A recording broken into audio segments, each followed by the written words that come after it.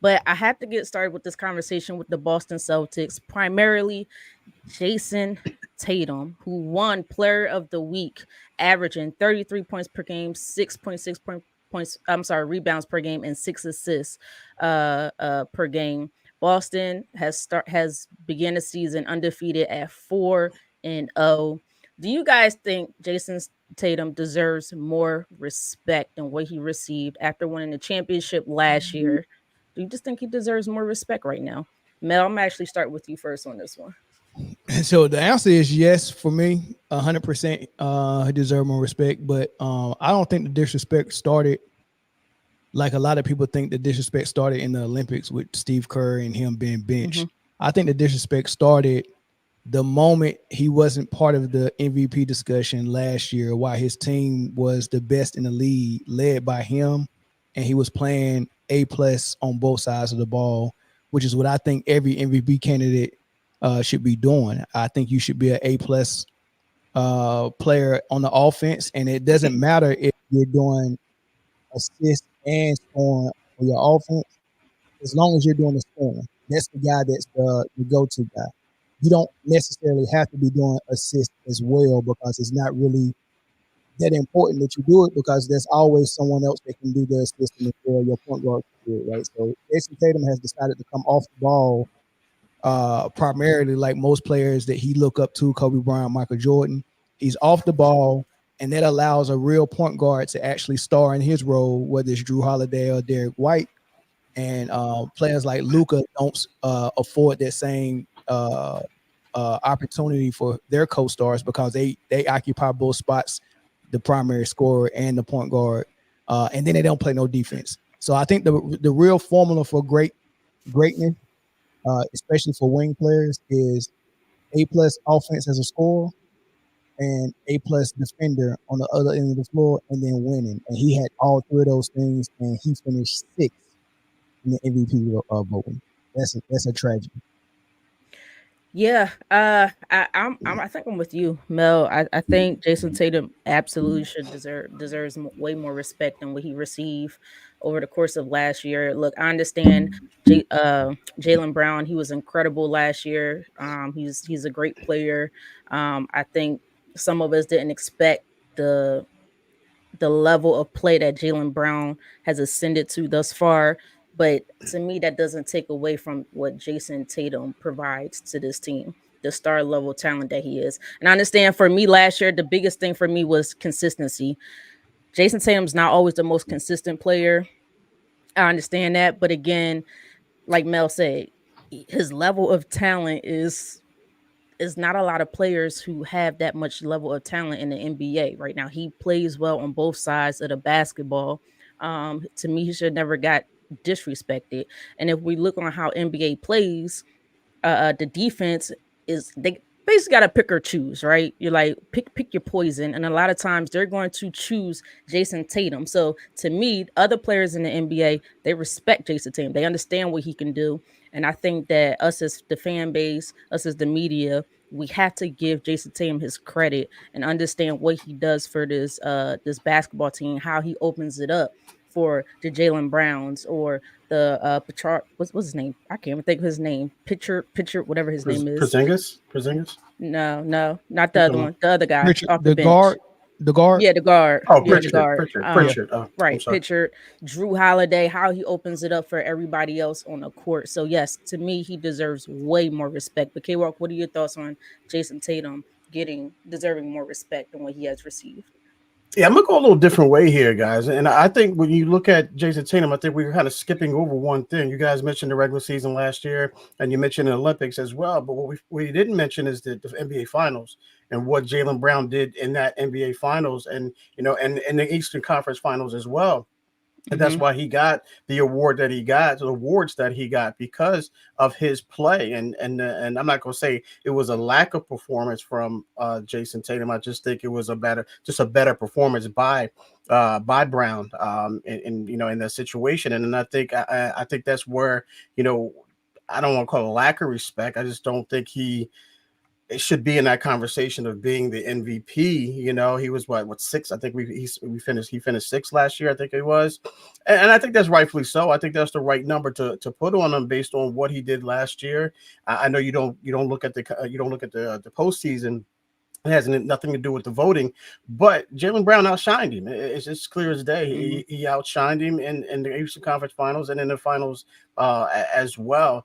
And you guys mentioned the talent. Yeah, he's very talented. We get all that. He has all that potential to be the best in the league year in and year out. But you have to put that, you have to take it off of the paper and put it on the court. And I'm not saying he can't do it, but he just didn't do it. And then that's the reason why we're not talking about him, or at least I'm not talking about him in the MVP conversation as of yet. I mean, right now, if you look at it, I know he got the MVP, NBA Player of the Week award this year, but I mean, what's 3-4 games? We're only 3-4 games in, and he's only 10th and tied for 10th, I think, in scoring and those numbers there. If you look at it, but yeah, I'm not trying to disrespect him by any stretch of the imagination, ladies and gentlemen. But the fact of the matter is, I just don't think that he's playing at that level. He's just not playing at that. I'm not saying he's not capable. He's just not playing at that level. And I think Jaylen Brown showed that he's just as good, if not better, than Jason Tatum. So that's why he's not in that serious conversation at this point. Yeah, you didn't say nothing that was false as far as Jaylen Brown outplaying him in the playoffs, but when it comes to the question of does he deserve more respect, I don't think that part is relevant, right? And especially not if we're talking about the MVP discussion this year, because I wouldn't be taking into account what happened last year or what happened in the playoffs.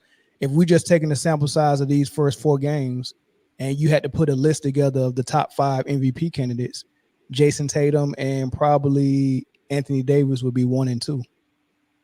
Well, you could do that every year. Yeah, no, you could do that every season. But when you go down, when you look at the whole body of work at the end of the day, or at the end of the conversation, at the end of the season, is he consistent enough? And Britt, you use that word as well. He's been inconsistent for the most part. So yeah, he has the potential of being there, and it's early, so he's going to be in that conversation. But he's got to maintain that consistency. He was consistent last year though.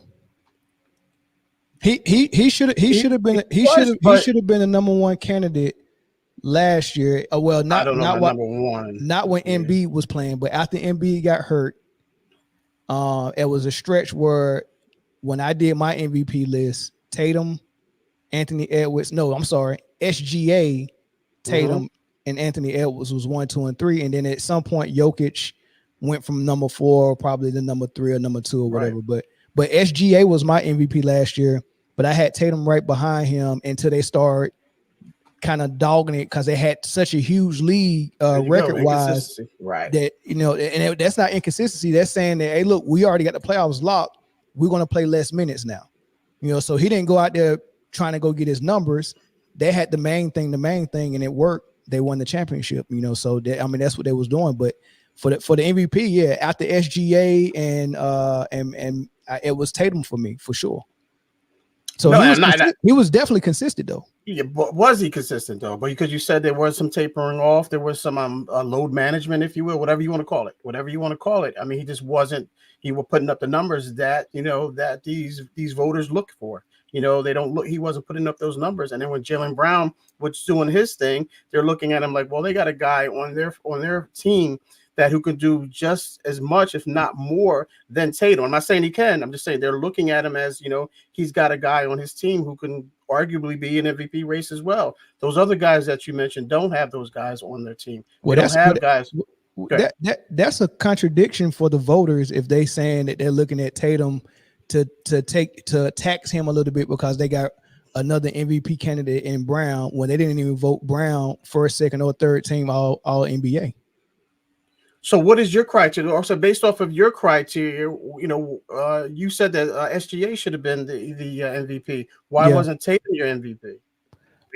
Because SGA performed better than Tatum, in my opinion, and it didn't have anything to do with numbers. It was just why they both, like, my criteria is number 1, you have to be A+ as a scorer, and number 2, you have to be A+ as a defender. That's my criteria. So SGA was number 1.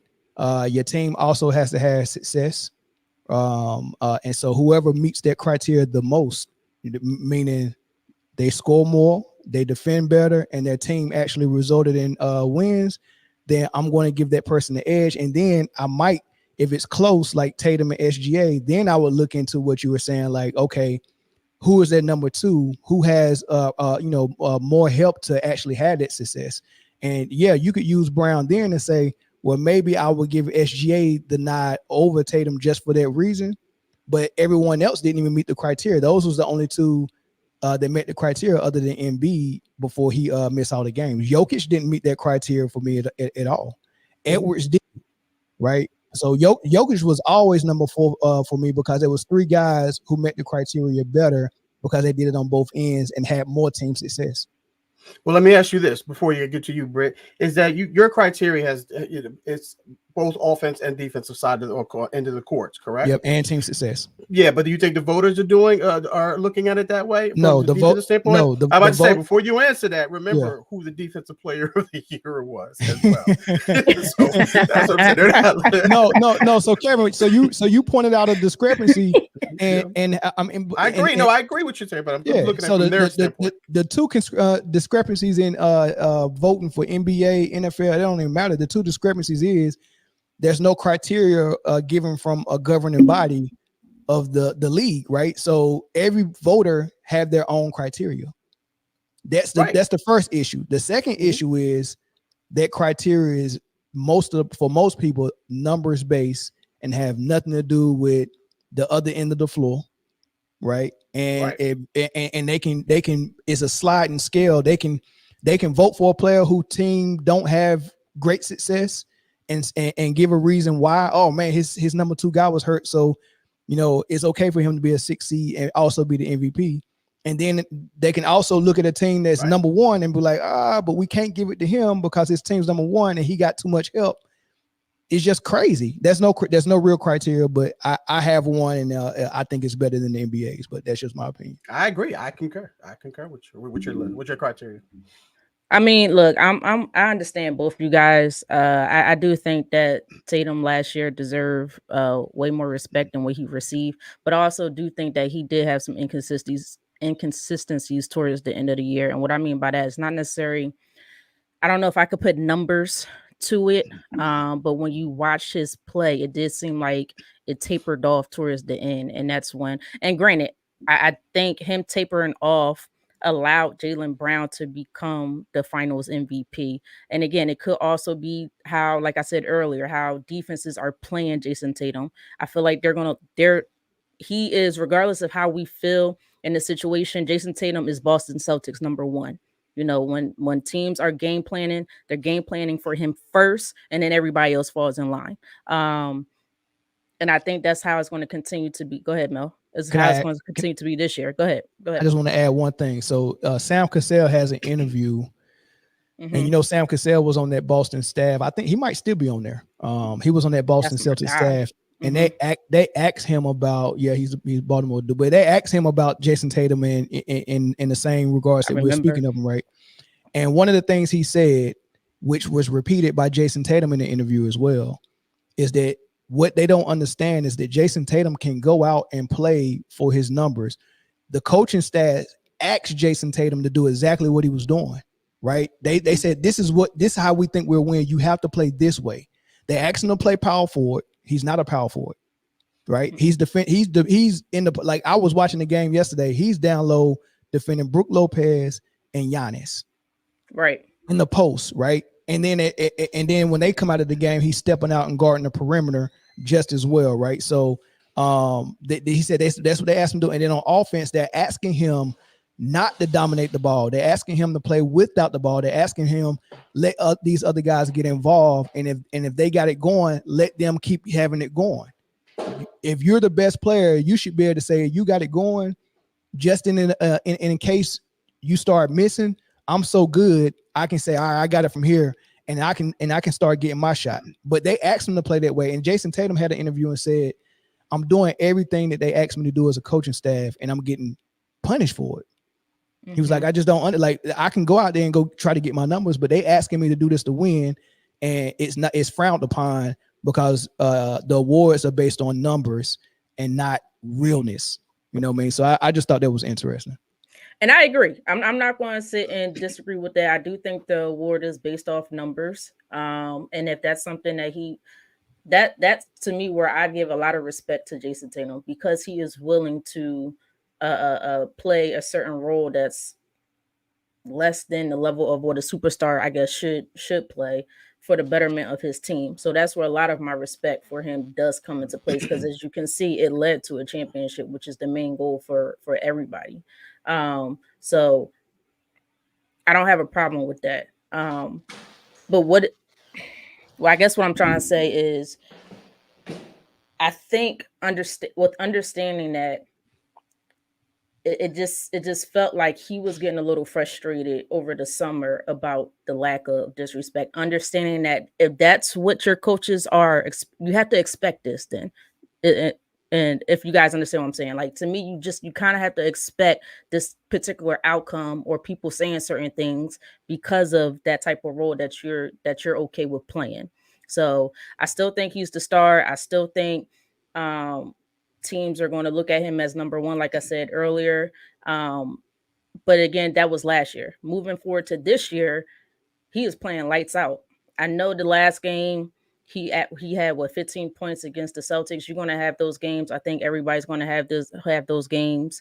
But prior to that, he had what like 37. He was averaging 33 points per game. I can't exactly remember what he had each game. Do you guys think that this will be his MVP?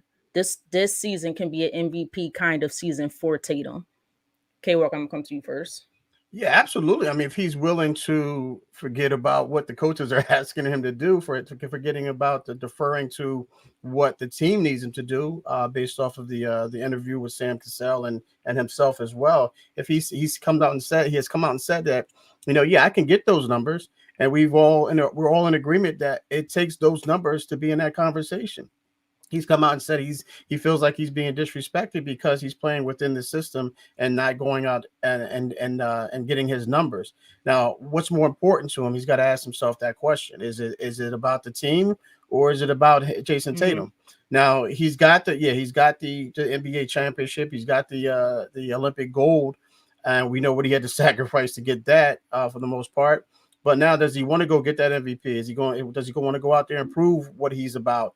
Then yeah, if he wants to go commit to that, then yeah, then go do it. If he feels like that's what it takes to get the MVP. So I think that's what it takes to get the MVP, to show the numbers. He has to be in the top two, top three in scoring.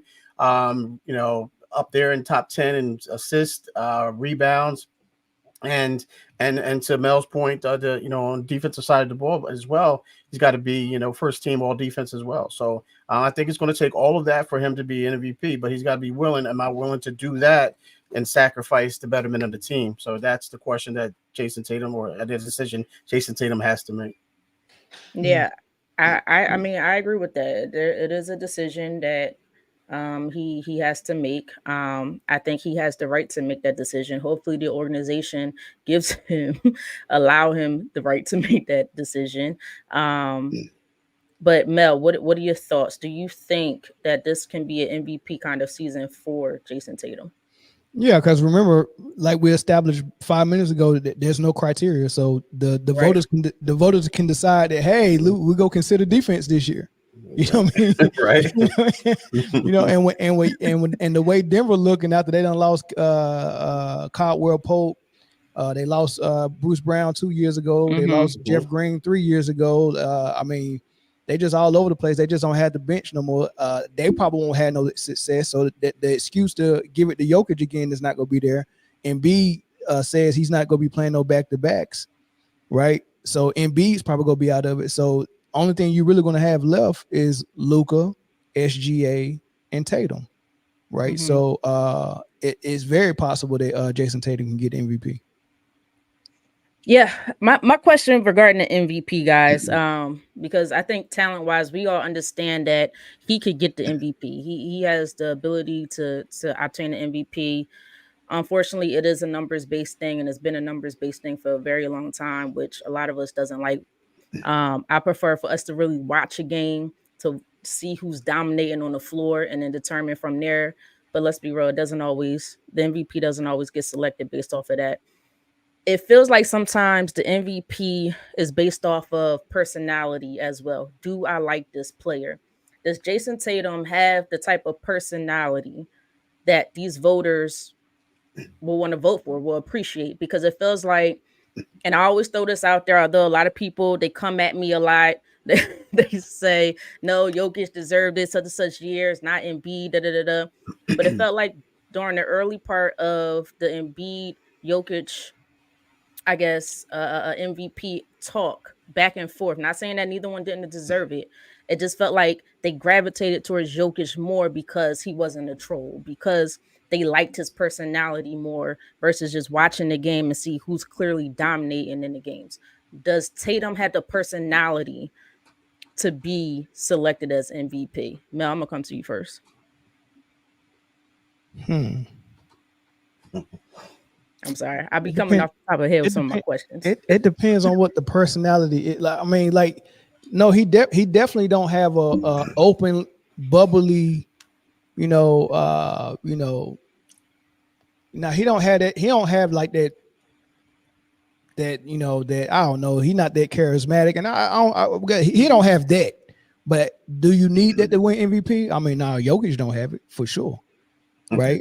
And they just giving him the MVP, So nah, he don't have it. So I don't even know if it's a personality that exists that helps you win over the voters. Like you said, the voters are really just looking at the numbers, half of them, and the other half of them are looking at storylines from a journalist perspective. What's a great storyline, and Jokic was a great story. Here's this European white guy that can't jump over a phone book. He's chubby, look like a whole pack of chew bubble gum, and he's very skilled, and he's busting tail, like, and that's like a great story when you see a white guy busting black people's tail like that. Kind of like what Caitlin Clark was like. Oh man, it's a great story. This white girl is busting these black girls' tail. Let's wrap our arms around it. So that's what it is for Jokic. It ain't his personality, it's the story and Mhm. the freaking analytics and the numbers. Is he gonna be an analytics darling? No. Is he gonna have a storyline? Kinda, yeah. Like, he got benched during the Olympics and he's out for blood. That story would that story will got legs, and I think they can wrap their arms around that for sure. So going real quick, Mel, going back to the personality. I guess what I was saying was Joel Embiid at the time was a troll. He was considered a troll because he would be on Twitter trolling, you know, I guess the Everybody. media, or right, he would troll everybody. So maybe that's what. And then Jokic is more reserved. He basically he goes back home to Serbia and spend time with his family and spend time with his horses. That's all he likes to do. So I guess that seems to be more likable of a personality to whoever these voters are. Um, when you Could be. compare Tatum to like a Luca. Shout out to Sports T, by the way, for this comment. Go check her out. That's Dominique. What's going on, girl? I did see it earlier. But when you compare, to him like I don't know, a Luca. I don't know if he has the personality, but maybe he does. Is he a little bit more outspoken than a Jason Tatum? Like, could you see him? But then again, he's in a situation of a Jokic, right? He's a European white guy who gets offensive numbers and doesn't necessarily play for the team. So maybe it is more analytics based more than anything versus a personality. But K-Walk, I didn't forget about you. What are your thoughts on this?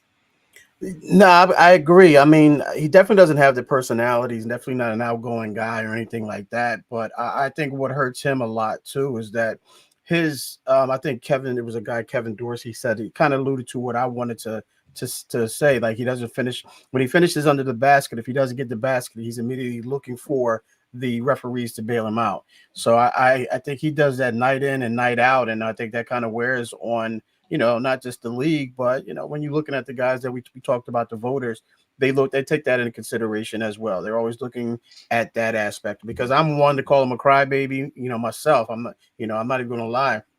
He's always looking for the referees to bail him out if that shot doesn't go in for him, well, Mm-hmm. without question. So that, I think that plays a huge part into the deciding factor as well. For him to finish sixth last year, I'm not saying he should have been the MVP by any stretch, but he definitely should have been higher than 6, without in my opinion. But yeah, I just don't think he's just not that guy that just goes out there and wants to be. I don't think he cares about being liked. He just wants to win. I think that's what it's about for him, and Mhm. proving what he can do, and that's all he cares about, is proving what he can do, and going out there and get the respect that he feels like he deserves. And I mean, if it comes with people not liking him, he's willing to sacrifice that, and I have no That's a problem with that. fact. That's a fact. Now does that, because we always talk about legacy. If people Mhm. don't like him and he doesn't win MVP, will that impact his legacy at that point? Because right now he's starting off pretty well. He's still in his 20s. Mhm. He has a ring. Um, but if you don't start liking certain things, and I guess we talk about these voters, how does that impact your legacy? Is that something you think he cares about by the time the end of his career comes around? No, I just think it'll hurt him just getting on like ESPN, NBA Today, TNT, things of that nature. They won't invite him to be an analyst or anything like that. But as far as Right. his basketball legacy, I think he'll be all right, because when we go back and we look at the greatest of all time, the first thing we look at is championships. That's the first Mm-hmm. thing we like to we like to put that measurement, as far as adding that to our criteria. How many measurements? I mean, how many championships do you have? What was your ad point? Your average. Things of that nature. I don't think anyone's going to say, okay, well, this guy was, he told this joke, or he was this funny, or he was outgoing, or anything like that. No one puts that in consideration. When it comes down to defining someone's legacy, it's all about the championships and what you did while you were playing, as far as the numbers go.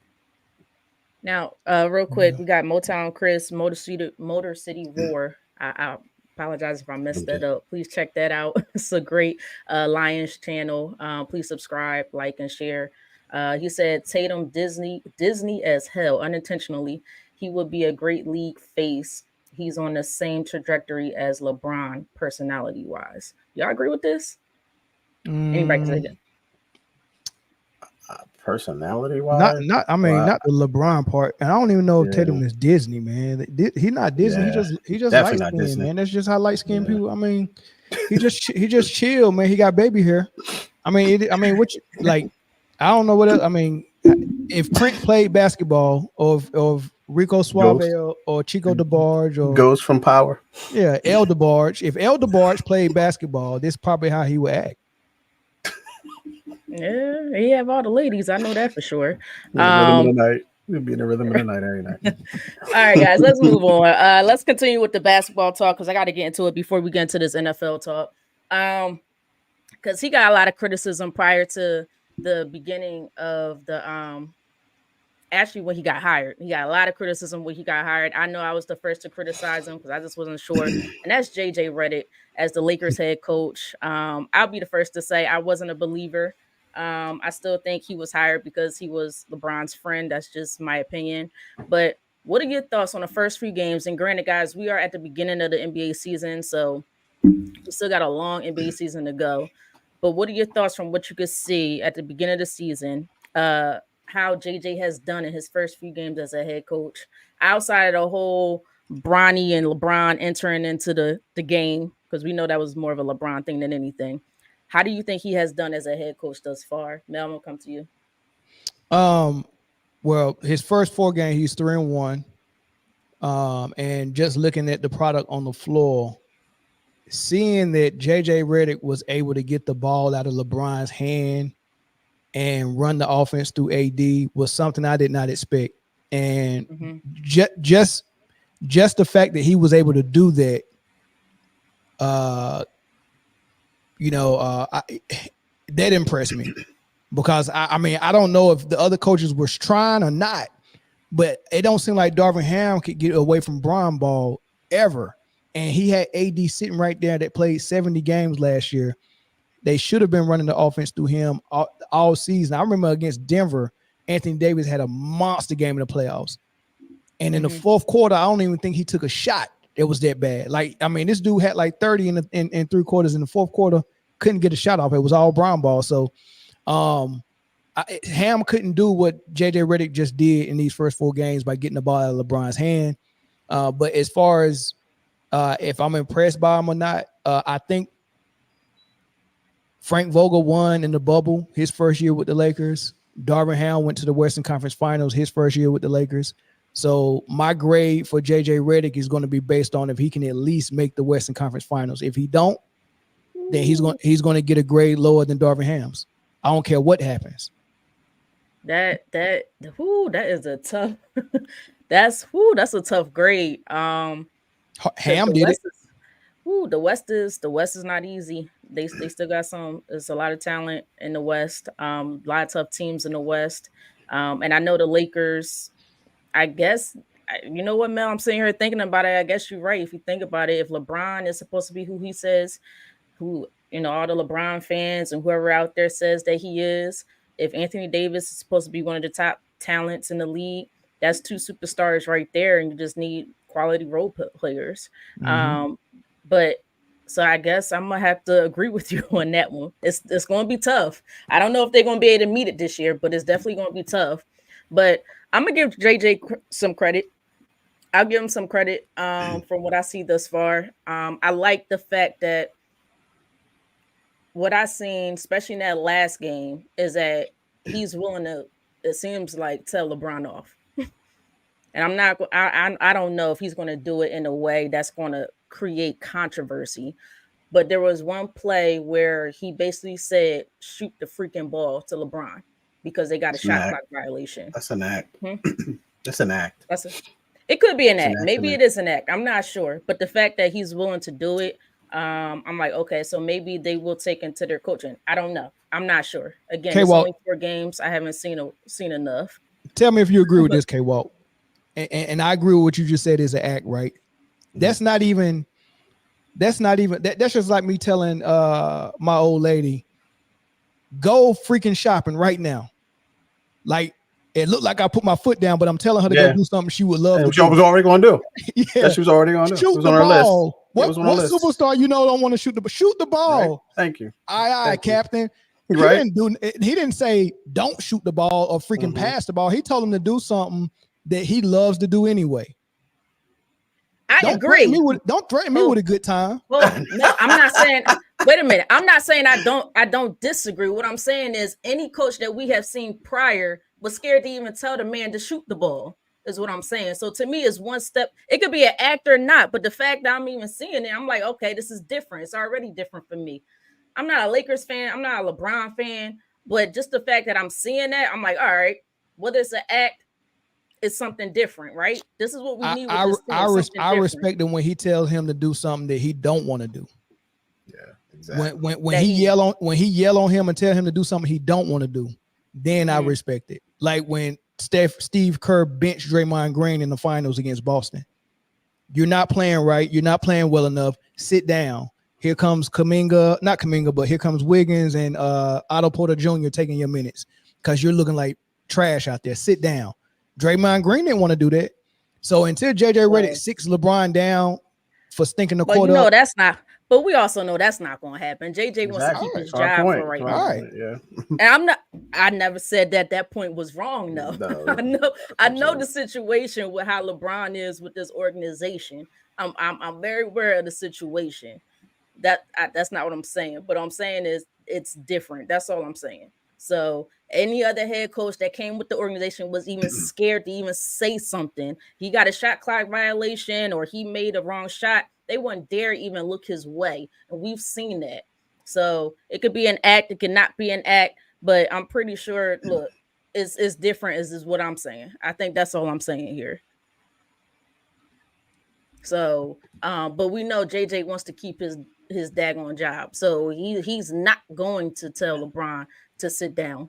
I don't know if they can really afford to tell LeBron to sit down because outside LeBron, you got AD, you got Austin Reeves.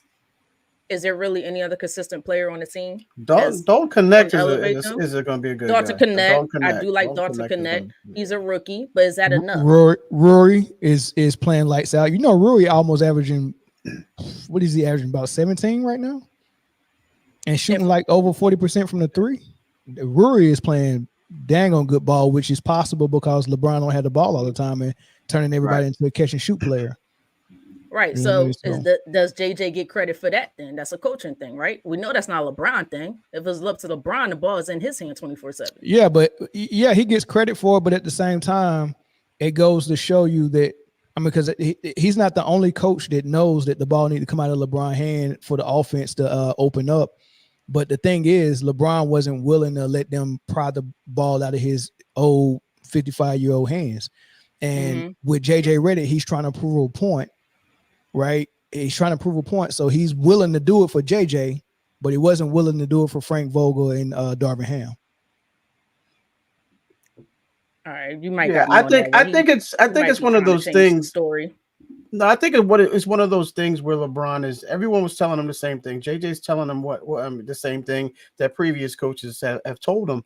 But I think it's not what they're saying; it's how they're saying it. And I think that with the other coaches, probably you got on LeBron like, listen, explicit, give up the ball or whatever the case may be. And LeBron wasn't having that. And now JJ is his guy. So JJ's, pretty much saying what LeBron, they've already talked about the game plan or the season plan and how this is going to go. In this situation, say this to me. So these guys know that, think, not know, but think that you're the guy, you're the difference maker. Say this way. I'll know you'll mean it, a certain way. But I just want the other guys to buy into who you are, buy into this thing is it's not my construction here, my orchestration, if you will. I'm not buying any of this. I'm saying, this is all right now is orchestrated by JJ and LeBron. So that's why all of a sudden, why is JJ, a guy with no experience, all of a sudden he can come in and tell LeBron exactly what these other coaches were telling them. And to Mel's point is that they got him to the championship, got him to a Vogel got him to a championship. Ham got him to a conference finals. These guys are telling him the same thing, but since this is his guy, he's listening to them. All of a sudden, it's the same thing, but it's just said differently. That's all it is. Correct. Yeah, and if those coaches was looking over their shoulder and scared to say something to LeBron, that lets them know either they didn't have the power that a coach should have, but all of a sudden they're giving that power to JJ. Because if Ham was afraid to say something to James because he felt like Rob Pelinka or Jenny Buss would be on James' side and they'd be on the next thing smoking, and Vogel was doing that same thing, looking over his shoulder, and then ultimately he was on the next thing smoking. They both got fired. So obviously there's some truth to that. If they didn't have the power a head coach supposed to have to make this thing work, but JJ Redick does, that tells you that something's going on that's nefarious. I don't know if Views on You said the ultimate taunt for LeBron would be That'd be dope. Crowd started That'd be dope. Ain't no party like that'd be dope. Party. That'd That would be totally dope. throw him off his scale. That would be dope. crazy. Wow. All right, well, I'm gonna make this clear because I just realized it sounded like I was defending LeBron and all his nonsense. I am not. I just want to give credit where credit is due. So, and I be feeling bad for Lakers fans because I know how they are. Can't stand the Lakers to save my life. I'm gonna be straight up with you. Never did like them outside of Kobe Bryant. But I know how Lakers fans are. They are a basketball town, just like, Philadelphia is a big time sports town. So I understand when you got players on your team that you just don't want there. Yeah, it is what it is. But maybe it is an act, but it might be an act, but it's working so far. As far as the game, as far as the play on the court. Granted, it's 4 games into the season. 4 or 5 games into the regular season. So at this point, it really doesn't mean a whole lot. We'll see what happens towards the end of the season when things, as we get closer to the playoffs and it means so much more. Any final thoughts on JJ and LeBron? Or can we end this chapter and get into the NFL? All right, y'all, we got to get into the NFL. It's a lot going on. We have had some breaking news. I'm trying to figure out where to start because every week I feel like I have a topic list and then it just gets tossed out with the garbage due to breaking news. But you know what? We're gonna start with the game that has been talked about since Sunday, I guess you could say, and that's the Commanders versus the Bears. As we know, the Commanders beat the Bears 18-15 on a last play, the Hail Mary play.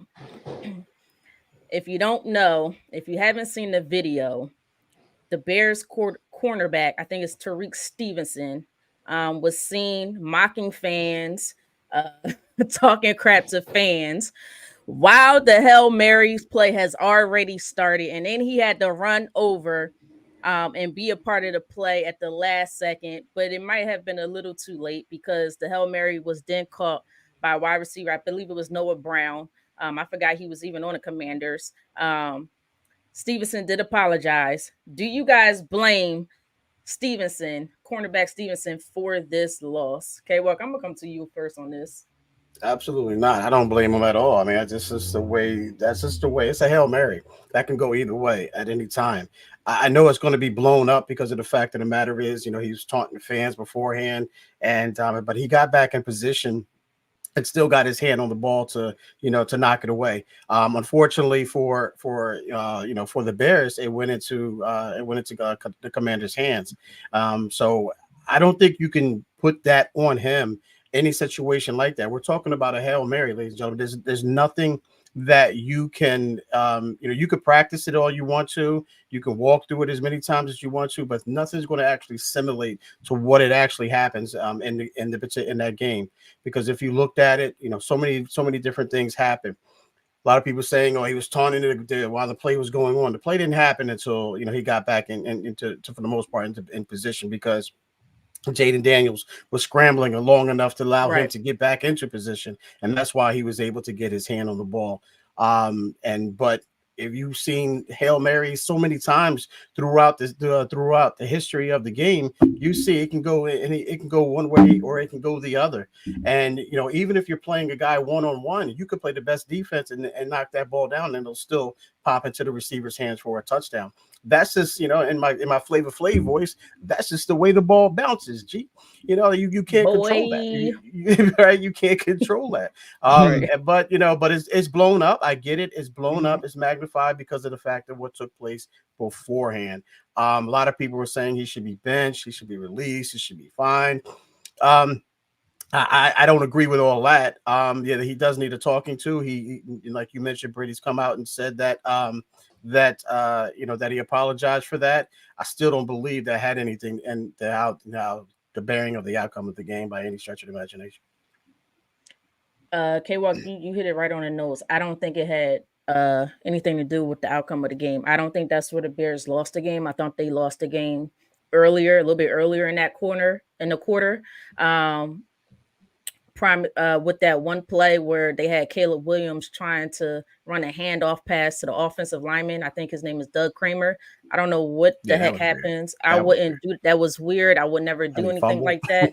To me, and you was right there at the goal line. So that's two touchdowns. So if you score that and then you make your last touchdown, which was a little bit later in the quarter, right before the Commanders got the ball, you're up. What they had 15, so another 7. What is that? I can't think right now. Um, 22. was that It was 22? 22. So 22-18. There you go. You won the game right there. But do I think he deserves to be blamed? I don't think he deserves to be blamed for the loss. Um, but I do think he does deserve to have some talking to, because you just can't do that. That's not professional. The game is still going on. I I agree can with that part. understand if you were on the sidelines. I can understand if you were on the sidelines, you had nothing. You were one of the guys on the side, the players on the sidelines was not a part of the play, and you're yapping to fans. Like, I get that. That happens all the time. But when you're on the field, you still got time on that clock. You need to be focused. And clearly he just wasn't focused. And it was just unfortunate that he was the one that tipped the ball into Noah Brown's hand. He was a little bit out of place. My understanding. He should have been right in front of Noah Brown or somewhere in between, behind Noah Brown or right in front of him, something like that, to ensure that Noah Brown uh, uh, uh, doesn't get the ball. My understanding is they came out and say he was supposed to be behind the main pile. So I don't He know. was. It's, That's how he hit the ball. The ball went over the pile. yeah, it went over, but he kind of jumped into it. He didn't stand his ground. He wasn't supposed. I don't think he was supposed to jump into the pile like that and tap it. I think he was supposed to be right standing in front of Noah Brown to kind of block him from anybody getting the ball behind him. So is that his fault? I don't know. It could have just be a lapse in judgment possibility, but I do understand where you're coming from, K Walk, because when he actually threw the ball, he got back into play, or right before he threw it, he got back into play and was moving around. But K Walk, did you see the play? What were your thoughts? You mean Mel? Yeah, I saw it. So I wouldn't give blame for the loss to that one play, right? So therefore I wouldn't give blame to the for the loss to that one player. So if it was a pie and you had to slice it for all the reasons why we lost that game, it is a part of it is a piece of the pie, maybe a small piece of it, but it's part of it, right? Because I guarantee you that's not how they practice the prevent defense or the Hail Mary. That's not how they practice it, where he goes to the sideline and starts taunting the audience, and then he turns around and gets into the play 5 seconds after they already started. So they practice it that way. So your muscle memory and what you're supposed to do and all that stuff didn't kick in the way it should have. And if you were focused from pre-snap all the way to the end of the play, maybe something different could have happened, right? So definitely he's one of the individuals I'm talking to where I never better see anything close to that again, or you're cut. But then you also got to think about, I mean, how many people did they send after the quarterback for Hail Mary? Like, this dude had to drop back and then wait for everybody to get all the way 70 yards down the field and then scramble to his left or right. I can't remember which one it was. Okay. Scramble and still had time and got off a clean Hail Mary. And it wasn't even like nobody was coming in to hit him after the ball was released. Like, he didn't even get tapped. That was just a clean routine Hail Mary. Imagine Jordan getting a game winner with no hand in his face. Like, how does that happen? Like, how does a quarterback throw a Hail Mary with no pressure? So, like, it's so much stuff that went wrong with that. And if I'm the Bears offense, I'm pissed, because even though we didn't have a lights out game, we played well enough to win that game. Like, we actually won that game, and then the defense gave it back and snatched defeat out of the jaws of victory on the last second. It's funny that you said that, because how do we feel about I can't think of his name. K-Walk, help me out. Head coach of the Bears. So I can never say his name. Eberflus or something like that. Yeah. I can't think of his name. I had to say it the other day too. It's a weird name. But how do we feel about the head coach of the Bears? Because this is like a continuing problem with him. Like I said earlier about the play that I thought would really cost him, that cost him the game, was that handoff to the offensive lineman right at the goal line. Ended up being a fumble. And I understand you're not the defensive coordinator in that situation, but you're the head coach. Maybe call a timeout. It's only one play they could do. Make sure your guys are focused, or maybe have someone blitz, or maybe have, I don't know if it was TJ Edwards, kind of like, I don't think he was spying on Jay and Daniels. He may have been trying to cover the running back or whoever was kind of out in the flat just a little bit, not quite in the flat, but why at that moment are you even caring about him being out in that little flat area when it's the very last play? Maybe have him rush or have him drop back, whatever which way. How do we feel about the head coach and these decisions that they just continuously seem like just mess up every time? Is it time for this head coach to go? K-Walk, I'm coming to you. Yeah, I mean, you gotta figure ask yourself, are you snake bitten here? Because he hears everything that's going on, and in the headset, because he can hear all coordinators, all assistant coaches, things of that nature. So if they're calling a play, he knows the plays on offense and he knows the plays on defense, the personnel, all of that, because he's the head coach. So he's supposed to know that. So for him to agree with that or say go ahead, then we all know hindsight's 2020. Hindsight's Monday. We're Monday morning quarterback in this thing. We know that. So at the time, it sounded right. It always sounds right. In the moment. But if you're consistently making the same mistakes, you know what I mean. Yeah. If you're consistently making the same mistakes, and you're constantly doing the same thing, expecting a different result, we know the definition of that. You got to either question yourself, or management has to question, is this the right guy, for this position? But with the Bears, they're constantly making these moves. They go from quarterback to quarterback, head coach from head coach. So they got to ask themselves that question too. But yeah, to answer your question, Britt, I think that he's got to look himself in the mirror, or someone's got to come down and say, listen, you made this mistake here, you made this call here, you made this call here, and it didn't work out, didn't pan out. We're starting to see a pattern here. what's going on. Let's sit down and get this thing right. But overall, Britt, it just doesn't seem like he's the guy for the job, in my opinion. Yeah, I also don't think he's the guy for the job. I think I do feel like they gave up a little bit too fast on Justin Fields. I like Caleb Williams. It's not to knock Caleb Williams or anything like that. I see his talent. I like the young kid. But I don't think they did Justin Fields right in any way. And he keeps and the head coach is still there for some odd reason. I have no idea how he's still there. But Mel, do you have any thoughts on the Bears head coach and some of the decision making?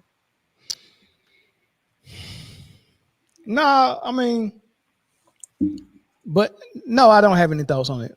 I mean, I mean, it ain't like he got hired to be some hot shot coach, man. He doing what regular, mundane, average, mid coaches do. You know what I mean? And maybe if he get another job somewhere as a coordinator, maybe he can develop into a good head coach. He's not one right now. And I don't even know if there's anybody on the sidelines or the front office is good at what they do for the Chicago Bears. I just don't know. I mean, they did fleece the hell out of Carolina though. So I mean, maybe you can get some kudos to that front office. They fleeced Carolina for that Bryce Young pick. You know, they end up getting DJ Moore, another pick that turned into Caleb Williams, and I mean, Lord have mercy. You know what I mean? So maybe the front office guy, he know what he doing, but hiring that coach wasn't one. I don't know if that was his deal or that was something that happened. He inherited, but I don't think he's the guy. I mean, I'd rather get an old school guy than get him. But everyone's trying to find the next Shanahan or the next what's my guy over there? Andy Reid. No, not Andy Reid. He old school. I'm talking about Sean McVay. Yeah, Sean McVay and with the Rams. Sean Shanahan.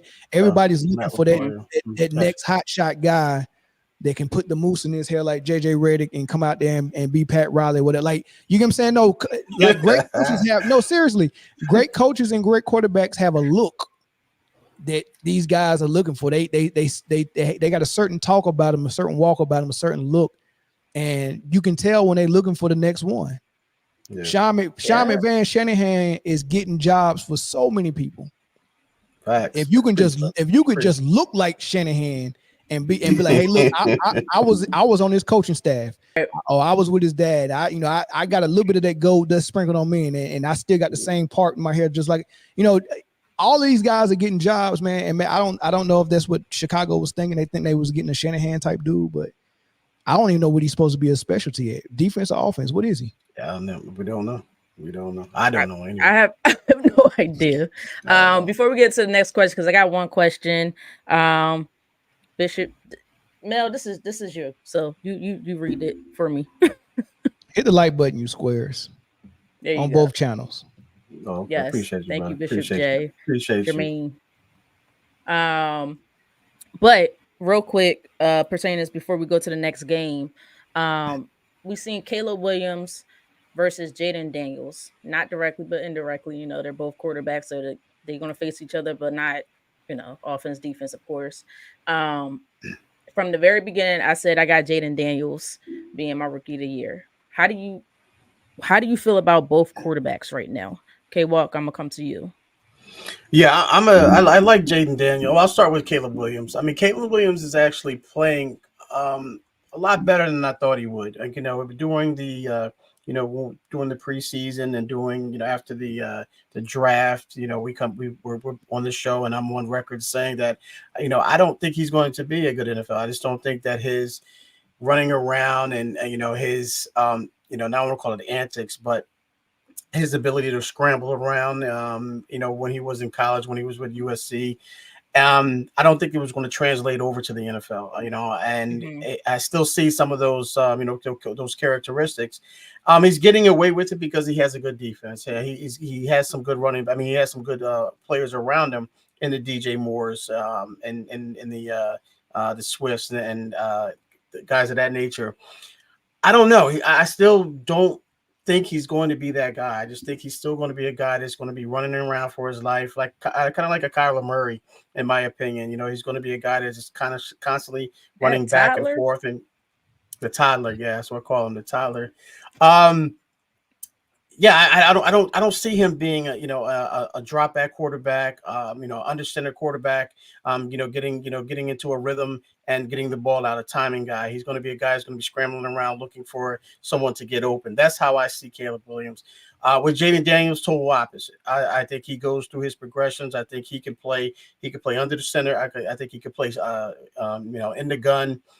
He can obviously scramble. He can obviously run. He runs when he wants to Right. or when he needs to, not when he wants. He can run anytime he wants to, but when he needs to, he's got the accuracy. He's got the arm strength. We've seen that. He's got to finish talking about that. But yeah, I like Jaden Daniels. I think he's in a better situation. I think he's in a more controlled environment, more organized environment, if you will. He's got two backs in Robinson and his name escapes me right now. The guy from the Chargers. No, Eckler, what's his Eckler, name? Eckler, Eckler, Austin Eckler. Thank you, Austin Eckler. Eckler. Hmm. He has two decent receivers. He has Terry McLaurin. That defense is good too. You got Dan Quinn, who's pretty much running that offense. He's a defensive guy, and he's got Kingsbury as well, Cliff Kingsbury as well, calling that offense. So I like the situation with Jaden Daniels better than I like the situation with Caleb Williams. I think it's going to be sustained for a lot longer than that situation. And I just don't trust the Bears organization. Yeah, Yeah, I'm I with agree. you on that. Yeah, Go ahead, Mel. but for that reason, because of the Bears, K Walk, for that Yeah. reason, I think our evaluation on Caleb Williams might have to take a you know I don't know. I think we got to wait. I mean, because Yeah. like we're evaluating Justin Fields in Pittsburgh now, and I think this is his first real Mm-hmm. team that he's been on, real organization, real coach Yeah. that believed in what he can do. And it seemed like Chicago, even when he was playing decent, just couldn't wait to get from under him and bring in another quarterback, man. So, and I still think Chicago, the better decision for them is to bring in Marvin Harrison Jr. instead of drafting Caleb Williams and keeping Justin Fields. You already got a quarterback there. Bring in this receiver and keep everything intact. Don't bring in a rookie to learn, and start the whole learning process over. I Yes, don't that's think for I sure. don't think his talent was that Peyton Manning a Dan Marino level where you was like you had to have him. I don't think it was at there. So I think they would have been fine with Justin Fields, and if they get the receiver, then maybe they get some great quarterback in free agency. There's a vet. Who knows? I'd rather have that than Yeah. what they were trying to get, man. So, but I definitely think Jaden Daniels is the rookie of the year. I definitely think he's the better quarterback. Yeah. Caleb Williams did look good all preseason. I can't lie about that, especially his first preseason game. Um, can't say the same for Bo Nix. I just don't like him, which is funny because Sean Payton was screaming on Russell Wilson like a child, but he ain't got no smoke for Bo Nix, which is very Yeah. interesting. As a matter of fact, he tried it, and Bo Nix was like, Mm-hmm. "Ain't that? Yeah, Nope. this ain't Mm-hmm. this ain't that. Yeah. He's This like, this I ain't ain't that. Russ. Yeah, yeah. I'm not castrated by Christianity like Russell Wilson and let my wife wear the pants. That's not me, right? So that didn't work. And then if we want to talk about just real quick, I just want to make this point: rookie quarterbacks from last year. Richardson for the Colts is trash. We Well, getting there yeah. next. We are getting it. You know what? I had one more question for you regarding this. We're just gonna skip that. We're gonna go right into this. But let me read the super chat first. I couldn't remember what the name of it was, Mel. It's got in my head now. So it's Sure. $5 super chat from Bishop James J. Jermaine. Jaden Daniels is nice, but he has a body like Ja Morant. He needs to eat. Yeah, for That sure. Different is metabolism. true. Injury could potentially be an issue, depending on size. I mean, he is already hurt with a rib injury, but Yeah. he won a game, so hopefully it doesn't impact him how it impacted players like RG3 or whatnot. So skinny guys is playing. You got Smitty with the Eagles, a couple other guys out there. So skinny guys are coming. So here we go. They rising, but let's get to this Colts game. Mel, you got me skipping around right now, but that's okay. We're gonna get to this Colts game.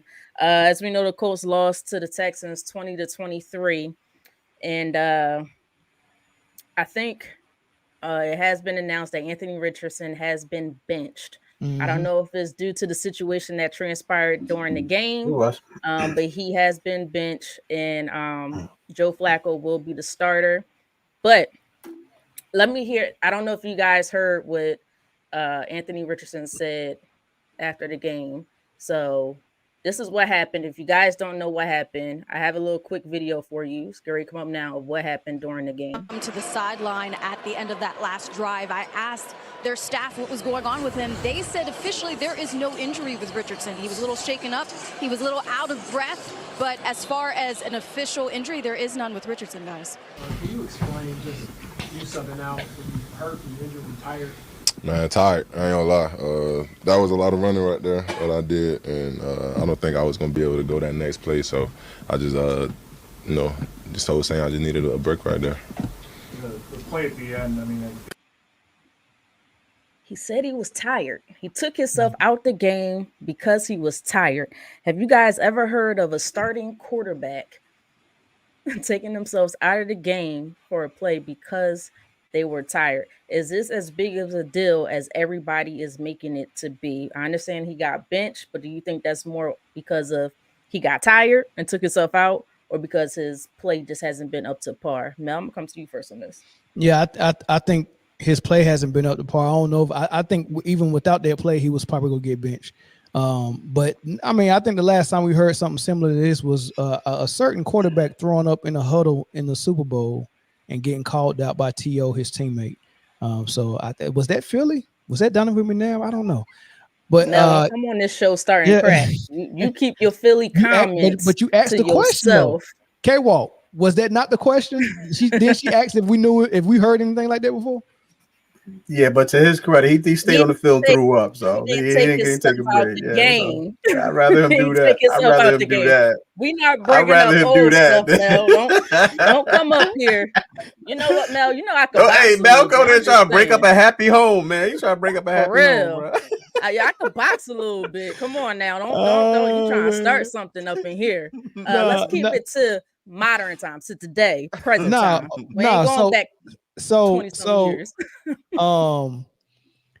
he did run a lot on that play, but he's a running quarterback. Like, this would you want to do that. So at least condition yourself to be able to do that and still do your job, right? And he's a football player, and receivers sprint almost every play, right? Mm-hmm.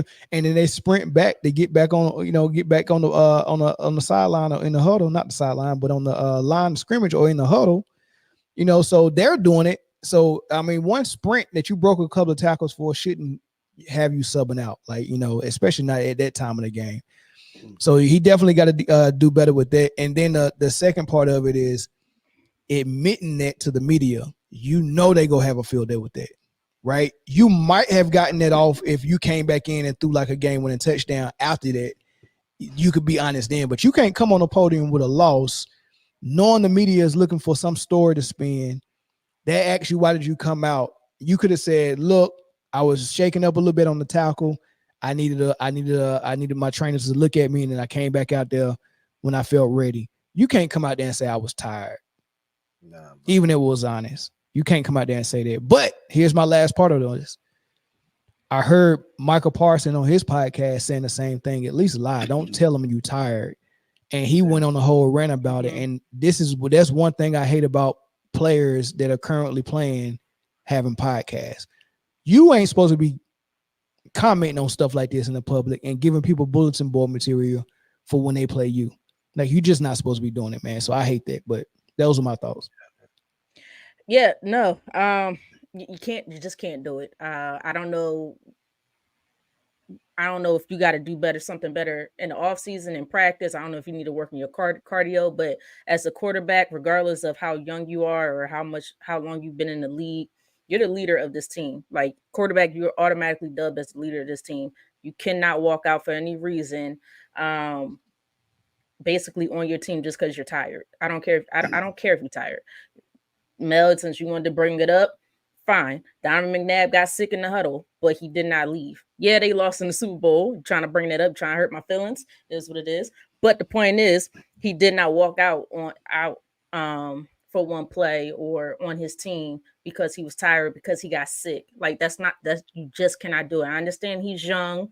I understand, he has to learn. Um, but I can't necessarily give you that excuse in this situation. That looked bad, it sounded bad, and he learns. Now, should that have led to him being benched? No, I don't think it should have. I feel like this is kind of a situation with the Panthers and oh gosh, and Bryce Young. Like you putting Joe Flacco in for what? I don't understand. I'm not understanding why. And maybe it's because they are 4-4 right now. I believe they're second in their division as of right now. So maybe they feel like there's still a chance. Mhm. And Anthony Richardson is just not playing up to par. So that is a possibility. But do we really think Joe Flacco has enough to get it done with this team? I'm just not sure. I like Shane Steichen. He was on the Eagles as our coordinator. I think he was the reason why we went to the Super Bowl a couple years ago was because of Shane Steichen. So I'm a trust in him. But I still don't see the Colts going anywhere this year. And I still think this could be an opportunity for Anthony Richardson to learn. We kind of got on the Panthers. We got on the Panthers for doing something similar in the situation. Bryce Young wasn't playing well. They put in Andy Dalton. He had one good game, and then he started not to play well. You probably should have just kept Bryce Young in there. So to me, I don't think Joe Flacco should be the starter. But I'm a trust in Shane Steichen because I like him. But K-Walk, what are your thoughts on Anthony AR-15's comments? I'm sorry, is he 15 or 5? Whatever number he Nah, is. I changed it to Anthony 5. Yeah. Richardson's, he's 5.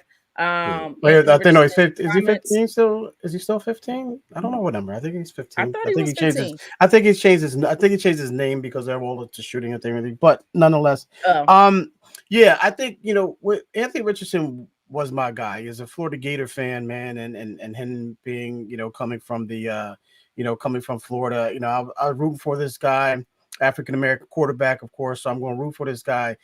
But he lost me. He lost me on Sunday with that, and with the tapping out and then coming out and admitting it after the after the game at the press conference. Look, I'm gonna have so much to talk about this guy tomorrow night. So if I got some listeners or followers tomorrow night on my show, I'm gonna give it to this guy tomorrow night. But I'm gonna give you guys the Cliff Note version of what I'm gonna give tomorrow night.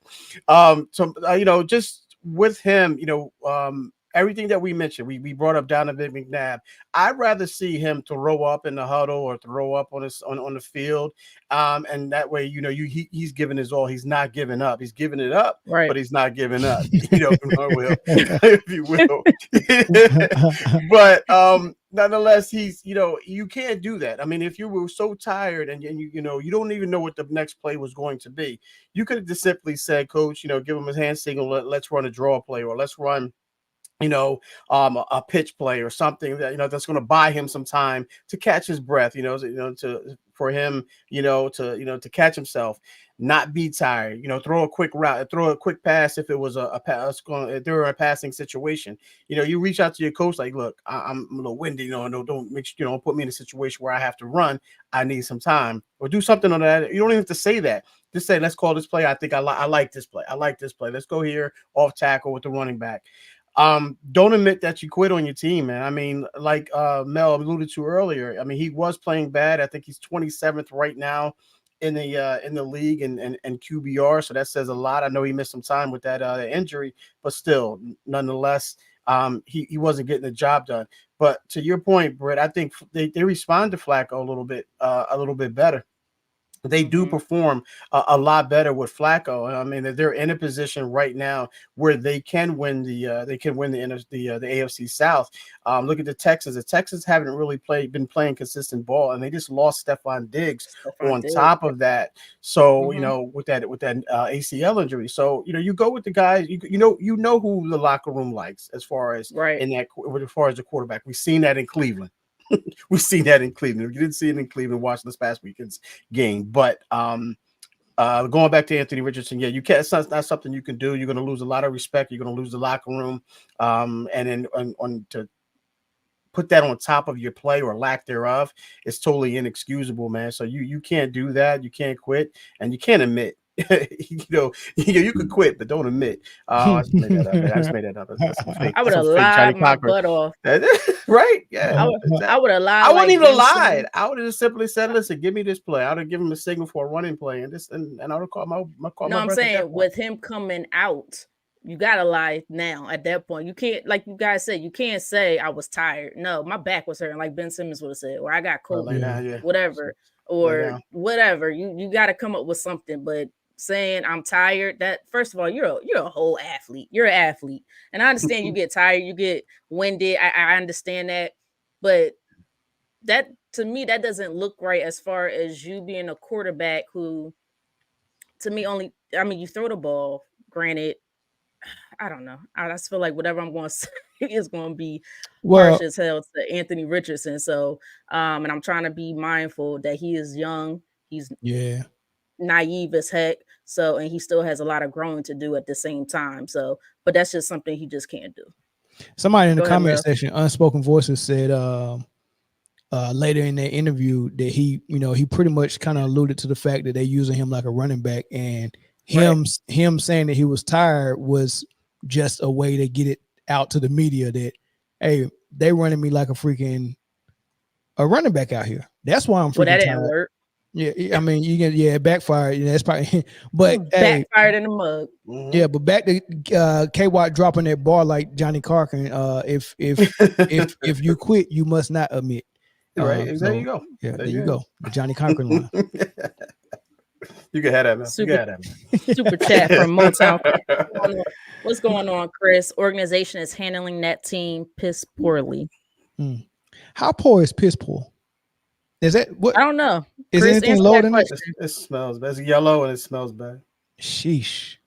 Mm. Yeah, that's poor. Yeah. Is it yellow or brown? More water in their system. They need more water in their system. That's what it sounds like. It might. I don't know. Piss poorly might be a little bit brown on that one. So poor and dehydrated. Yeah, exactly. Right. Yeah, he's it tired. He's tired, so he might be dehydrated. He need a little more water. He need a Gatorade or something. Some IVs in his arms. He's from Florida. He's a Gator, so I don't know. Should be. Quick question, K. Well, because you brought him up. The Browns. Because me and you went back and forth with Deshaun Watson. My goodness. If you missed that, it's on the Sideline Speaks channel. I think it's titled Deshaun Watson. But we went back and forth, and boy, did we go back and forth. It was in a respectful way this time, because usually we're yelling at each other. We didn't yell this time. But you mentioned it. Jameson Winston stepped in, had a game-winning drive. I think it was Cedric Tillman, if I can recall that, caught the winning catch. It seems like the Browns responded to Jameson Winston that they would not respond to Deshaun Watson in a way. And I know we always come up and say excuses with the offensive line. They have a bad offensive line. It didn't bother Jameson Winston. So what are your thoughts on Jameson Winston leading the Browns to victory? They blocked. Everyone played.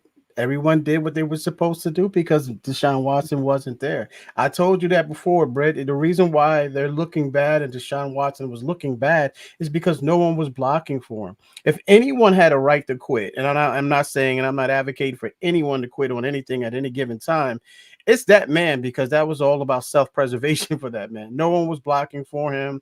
No one was running the routes that they were supposed to be running. And he was just looking like a complete fool, man. And it's just by chance that, the powers that be said, listen, I'm going to take you out of this, man. Instead of, you putting your life in jeopardy, I'm just going to just give you a little Achilles injury, get you out of here, man. Injure season and possibly injured stint with the Cleveland Browns. But Britt, you can't tell me that Jameis Winston is that much better than Deshaun Watson. You're not going to tell me that. That absolutely was about Deshaun Watson not being there. Those guys having the ability, having the capability of performing the way that they did, the offensive line, the running backs. You mentioned, Tillman. We didn't know who Tillman was before Amari Cooper got traded to the Bills. And then we see the defense played up to their potential, because coming in, a lot of people, myself included, had Cleveland as the number one defensive unit in the NFL, led by Myles Garrett and those guys. So when you see those guys put all of that together to surround around one cause, which is in this case Jameis Winston, or you could say it was Deshaun Watson because he wasn't there, says a lot about how much they did not like that guy, didn't respect him, or whatever the case may be, for whatever reason. They came to perform, and they did it. They didn't do it against a Cincinnati Bengals team without T. Higgins. No shot, no slight to your Eagles there. Yeah, no, I'm about to say. I just realized. As soon as I said it, I realized what I was saying. But no, no Jacksonville Jaguars or no Carolina Panthers or anything like that. This is a Super Bowl contending team that they went out there and beat and beat. They should have won that game if Hamilton holds on to that pick. Game is over. But like I said, that's the way the ball bounces. And so I think that's all about that unit coming together for one cause, and as because of the fact of the matter, Deshaun Watson just wasn't there. I accept your apology. Thanks, K-Walk. About what? What about the Eagles you talking about? No, about Deshaun Watson. Me and you remember we was going back and forth. I think that was me and you. Or was that me and Jay? One of us. No, I agree with I was repeating everything I just said earlier. I mean, that time that we were talking about him. So I didn't my stance hasn't changed. We gotta throw the flag on the play, like that commercial. That and do the rewind. Yeah, we gotta do a replay on that one. We gotta do a replay on that one. So go ahead, Mel.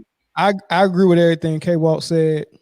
I also would add that I think Deshaun also was in his own head. He just hasn't come all the way back yet mentally from that off the field stuff. Right? He's just not there.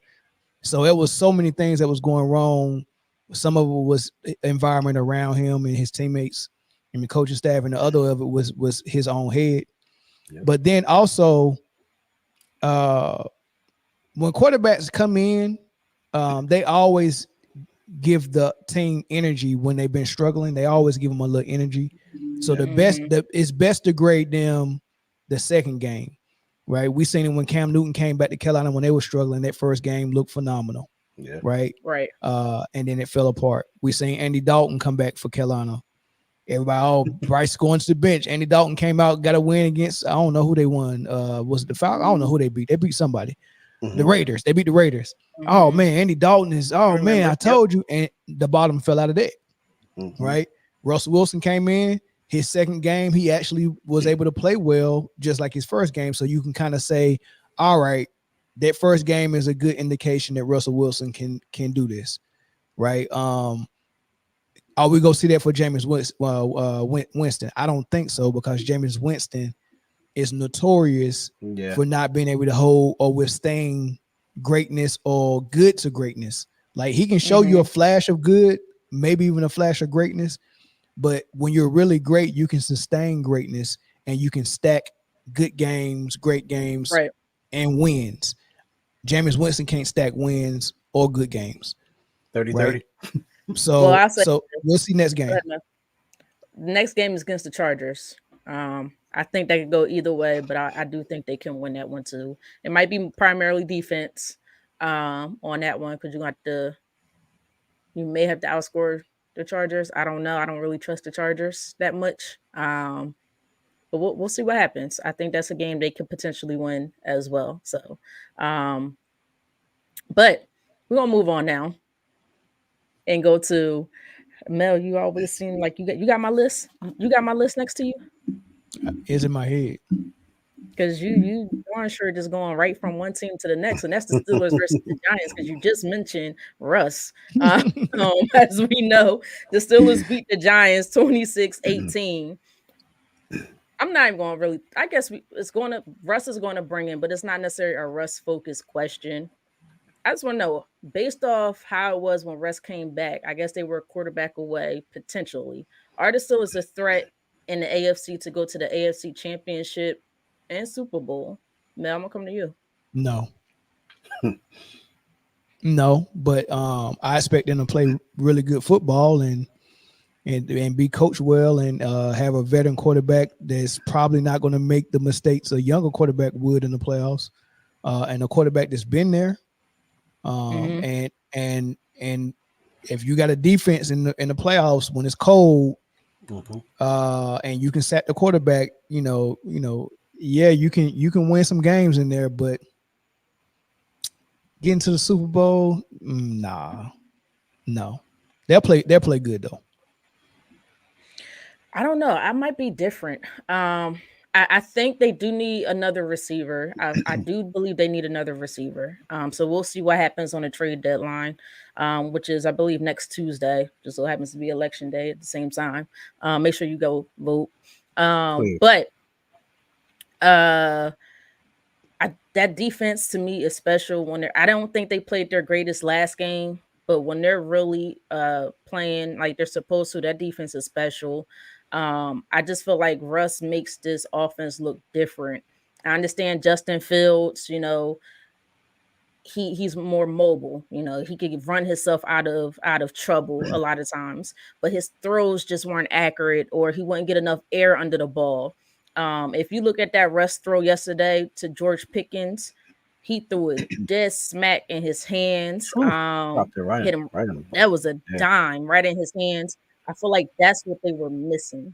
And Russ is capable of making those throws. And I think people forgot that based off of the bull crap that he had to go through.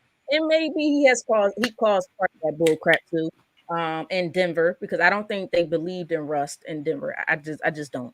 I think they basically say you're getting older, it's time for you to go.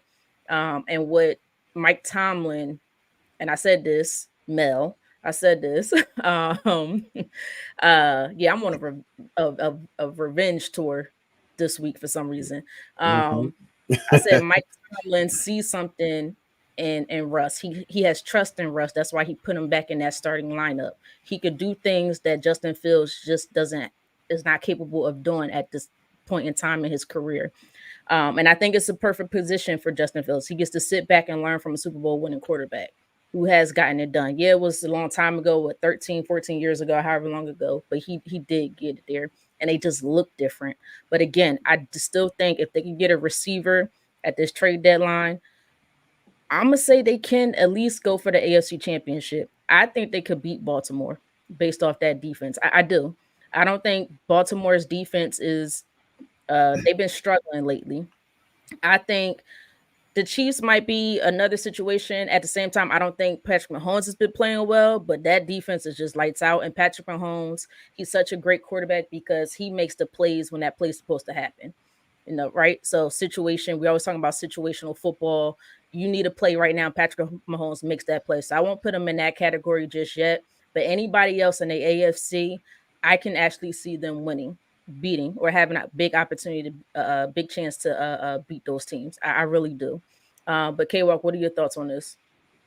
No, yeah, I kind of agree with you here, Britt, because when you look at their the current standings and the things of that nature, and the Ravens losing to the Browns, that put them in the front seat of the AFC North, which a lot of people think is one of the toughest divisions in all of football. So right now, if the playoffs were to start, God, I hope they don't, because my Niners wouldn't be in it. But they would be number 3 seed right now. They would be the number 3 seed right now. So, but and when you look at this, the way that they're playing, and the move that they made, and the way they're responding to Russ, I was one to say that don't if it's not broke, don't break it, because Russ was. Right. I thought Russ was just was just moving that machine along just fine without any without any hiccups or anything like that. No, they weren't winning decisively, but you mentioned the defense. That defense is a solid defense, and Justin Fields was in a position, and you can call him a game manager, where you just ask him, you don't have to go out there and win the game, just don't lose it for us. And I think that's what Justin Fields is doing. But to your point, Britt, I think Russ, the way he's playing right now, does give them that big play, that big play quarterback there, where he's willing to take those shots, and he's willing to, not only willing but able to make those shots as well. Like you mentioned, that one he dropped in the bucket in the corner. So I think it was to Pickens. But yeah, I think when you can have a defense like that, when you have a defense like that, and you have a seasoned quarterback, a Super Bowl winning quarterback who can still get the job done, you have to look at the Steelers and say they're a serious contender. I'm not saying they're going to go to the Super Bowl. I'm not picking them to go to the Super Bowl, but they're not going to make it easy for you. You're going to have to bring your lunchbox and your hard hat each and every game you play these guys. Hey, hence the name Pittsburgh Steelers, blue collar city. So blue collar city. blue collar players without question. And Mike Tomlin is known for not losing. Yeah, I look. I've seen Joe Burrow and the Cincinnati Bengals be such a good team with way more weapons at receiver and running back and quarterback, not be able to beat the Kansas City Chiefs in the playoffs. And the rest. And the refs, right? And I'm not, and I'm right. So, and that's what I'm saying. Like, how do you beat Kansas City in the playoffs? Like, if they got more men on the field than you, how are you beating them? And they got the better quarterback. How are you beating them in the playoffs? So there's no way, but Pittsburgh get past Kansas City. You right. It would be it wouldn't be shocking if they got past Baltimore. And they Bills, probably I could, see them. yeah, they could beat the Bills. They could beat maybe they could can beat the beat Bills. the Texans, but I wouldn't pick them against the Texans, Kansas City or Baltimore. I would probably pick them against Buffalo though. Not against the Texans? No, not the They Texans. just lost Stephon Diggs. I know Nico Collins, he should be returning, but he has a hamstring injury. We know how that can linger. And I just don't know if CJ Stroud's been playing great this year so far. I mean, it's still pretty Not early. great. We're But halfway he ain't through. playing Aaron Rodgers bad. He playing good enough. You know what I mean? It ain't like Russ playing better than him. You know what I mean? Listen. I know, but look at the defense. Like, you got to go against that Steelers defense, though. Texans got a good defense as well. But look, the team that's been playing good the longest is going to have the advantage in the playoffs, man. You can't just get hot. Oh, we just threw this quarterback in. I mean, it happens sometime, and they get on the run. I just don't see it. Right. I don't see it with this team. I really don't. Yeah, I don't know if I could underestimate Mike Tomlin and yeah, that's true. That's true. I feel like he's just been waiting to get a decent quarterback on his hands. He got it. And again, they still got the trade deadline. Again, I still think they need one more move. I said that earlier. I think they need a second receiver. But George Pickens came out in an interview and said that. I forgot who he was talking to, but he said, because they asked him about Justin Fields versus Russ, and they asked him, do he think he could be a top 5 receiver? And he said, if I got the right quarterback, I absolutely can. So sheesh. And is Russ the right quarterback? Keep going down too. Right. If all the receivers keep going down, it's going to be hard to get a quality receiver for sure. Without paying for it. Yeah, so it's definitely going to be interesting. Guys, I'm going to go a little off topic here, but before we do that, we got a couple of super chats that I keep bypassing. Motown Chris, Motor City Roar. Make sure you go subscribe, like, and share his podcast. Is Grace said piss poor is roommates with the roaches poor. Yo, what was that about? I forgot we had to go back. That was about with the people or whatever. I'm gonna ask an ignorant question here, but the $1.99 and the $5, is that an inside thing or is that what is that about? Every time I see something, I see $1.99 pop up or $5 on super chat. That's super chat again. So I mean, we could explain it to you later. But so your subscribers will, Mel, if you want to explain it a little bit more, but your subscribers will. Oh, okay, I get it. I got it. I got to read the comments. I got it. All right. So we got another one. $5 super chat. Bishop J. Jermaine. Pimpin', don't get caught up in the Jameson Winston phase. He will break your heart. Yeah, for sure. He ain't lying. Sure. Yeah, that is true, because he definitely had 30 for 30. I don't think none of us will forgot that. 30. So, quick question. I'm gonna just throw this to the side because it don't matter. Do we believe they are undefeated right now? The only NFL team in the league that is undefeated, and that is your Kansas City Chiefs. I wasn't going to bring this up, but I decided to bring it up. And we understand. Are you a Chiefs fan? Players that they have. Who, me? No.